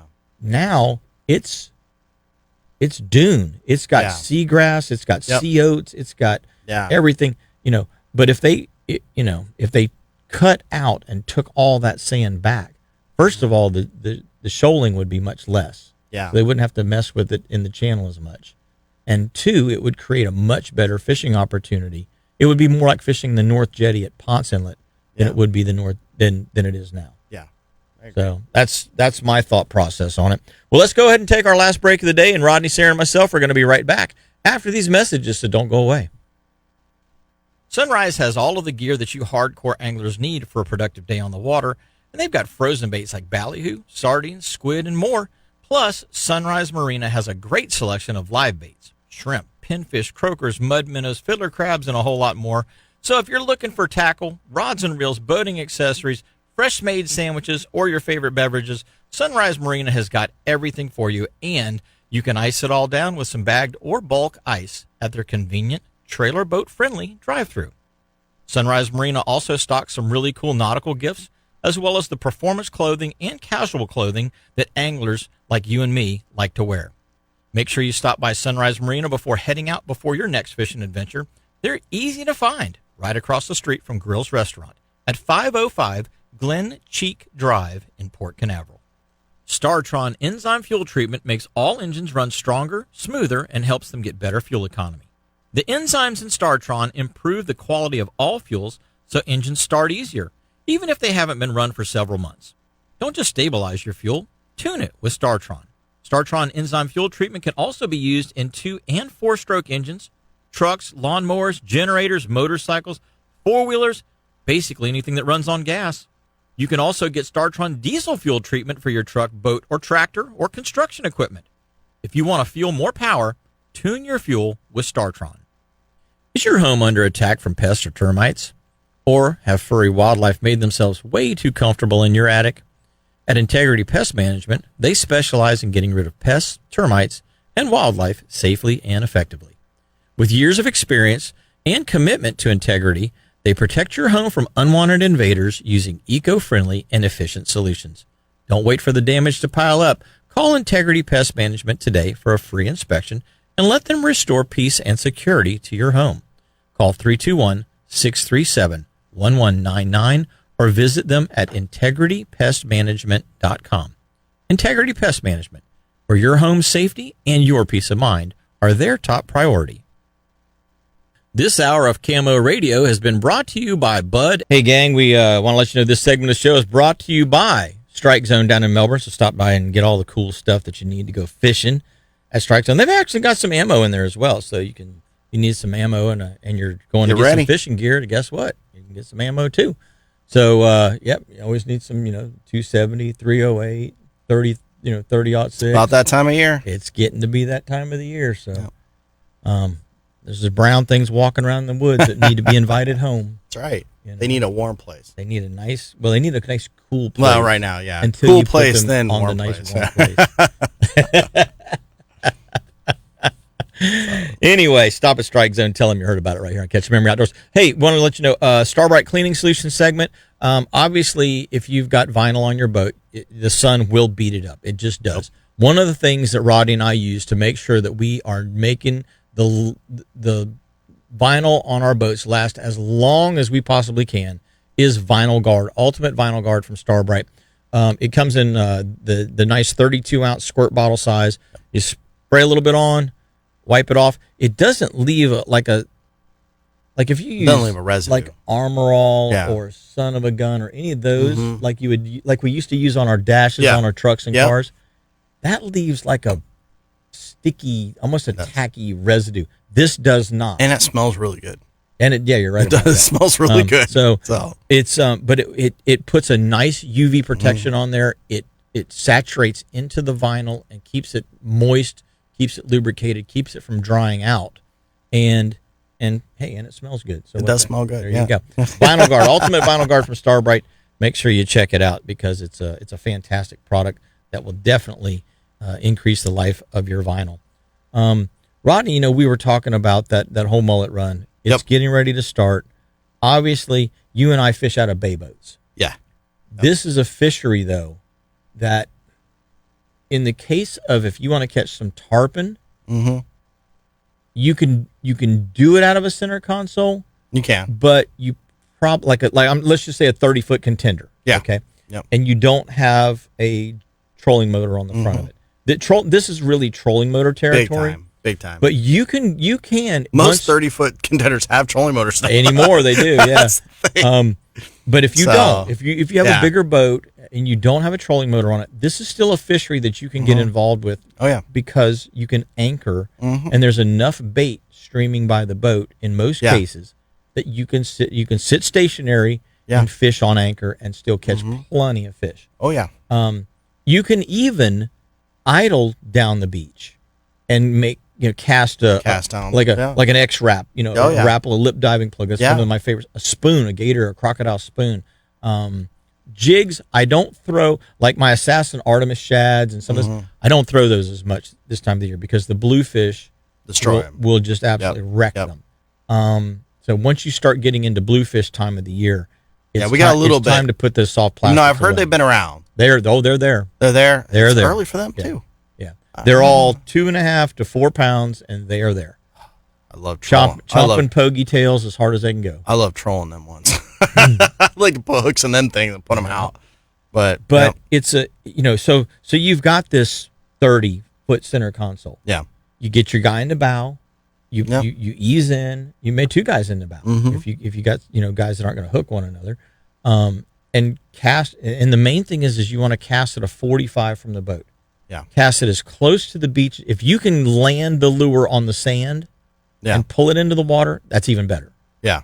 But cast at a 45. And say the boat is just, let's just as an example, the boat's sitting perpendicular to the beach. So the boat's a 90-degree angle from the beach. Have your guys on the bow cast one cast out at 2 o'clock, have the other one cast out at 10 o'clock at a 45-degree angle. Yeah. And you're going to find that most of the time you're going to catch more fish pulling in the direction that the bait fish are moving, which is generally going to be from right to left or north to south. But there are times when you will get just as many bites pulling back against it. So if you have two people, it's worth having them cast. But you want a hard bait. You want something that's durable because you are going to be unhooking bluefish. Oh yeah. You're going to get jacks. You're going to get ladyfish. Then all of a sudden, there's that red, there's that snook, and there's that tarpon, and the other fish are just kind of fill-ins. Yeah. As you kind keeps of a rod bent. hit It's those fun. more targeted species. Yeah, it's fun to catch some of these other fish, man. When you're out there and you got a bent rod the Now, entire day. if it's a light, if it's a small fish day, if I'm not seeing snook and I'm not seeing tarpon, and we're just getting the ladies, jacks, and blues, I downsize to a 4,000 size reel, 20-pound braid. I'm still using one that's 7.6 or so, 7.10. I still like a longer rod. Yeah, but you can cover a lot of water and catch a lot of fish and have a lot of fun. It's a great time to get the kids out fish. It is. If you want it, they're entertained the entire time. It's action. I mean, let's fishing. face it. Kids now, they want to be entertained 24/7 because they're staring at a screen, and so if you can take them out and get them involved in this, they're going to get more hooked on doing it. Yeah. So it is a fun time of year, man. Have you had your kids out lately? I had my stepdaughter out, Michaela. We had her out king fishing 2 weeks ago. And I'll tell you what, man, she crushed it. She had a 22 and change, a 19, and an 18 pounder. Nice. So yeah, she was loving it. So she was having a good time. So very cool. Yeah. It was one of those days, like you said. I was right before the kingfish slowed way down, and I knew they were firing off where it was, kind of those days where it's a firefight the whole time, where you're only fishing two rods, because if you drop a downrigger or anything else, you got more to do when you hook a fish than anything. So it's like two lines out the back, you hook one, throw the other one out the back, it's going to get hit while you're fighting the one. It was just that kind of day. It's nice when you don't have to put all the rest of the gear out. I know. It is nice. Just a two rod day is a great day. It is. Put it in a circle and just keep pitching to the center. And when you don't need a big spread, it's nice. And when it slows down, take a bait net full of pogies and throw a handful of pogies in the middle of the circle. I'll tell you what's fun too, and I know we're talking mullet run. When you can go out and cast net a bunch of mullet and run out to one of the reefs and just throw them overboard. You don't even have to be fish, just throw them overboard. So those kingfish will skyrocket on those mullet, and it's just fun just to sit back and watch them. Like, it's just a good time. So it would be neat if we could, sometimes they're thick enough that you can do this, but you could actually get them like chummed up like that, and then throw a plug or a topwater popper. Almost the same kind of scenario you would do if you were on a bait pod. Exactly. Where you're throwing something around it. Watching a king mackerel hit a plug is pretty cool. Yeah. So it is a lot of fun. So awesome. I know we always get excited this time of year. We always talk about this. I always remember whenever we have a show before the mullet run. It is the best time of the year to fish. It is. Honestly, It really from is. now until the 1st of November is the best time of the year to be on the water, because this is when the fish are getting aggressive. They're getting sometimes aggressive's not even a word that you can use, because some days they are absolutely reckless in their feeding activity. They lose. They're done with their spawn. They're ready to food. They lose all of their fear, and they are just in full blown "I got to eat" mode. Exactly. And reckless is what you see. The snook in particular. When you see 4, 5, 6 snook turning cartwheels through the bait pods, that's fun. Because the bait pod comes over the pod of snook, and then they all just blow up on them. Yep. Oh, it's cool. Dude, that's gets a blow going. So. I can't wait to get back on the water. Right. Well, guys and gals, hopefully you enjoyed the show today. We appreciate you tuning in every week to Catch the Memory Outdoors. If you want to listen to any of our older shows, you can go back and check it out on Catch the Memory Outdoors. You can click the archive tab there. And, of course, we're going to be back next week. Appreciate you coming in, Rodney. My pleasure, man. And, always enjoy it. Always a good time. Enjoy the rest of the day with the family today. For sure. All right, buddy. We're gonna say goodbye for now, and until next week, do exactly what Rodney and I are going to do. Get out there and catch yourselves a memory.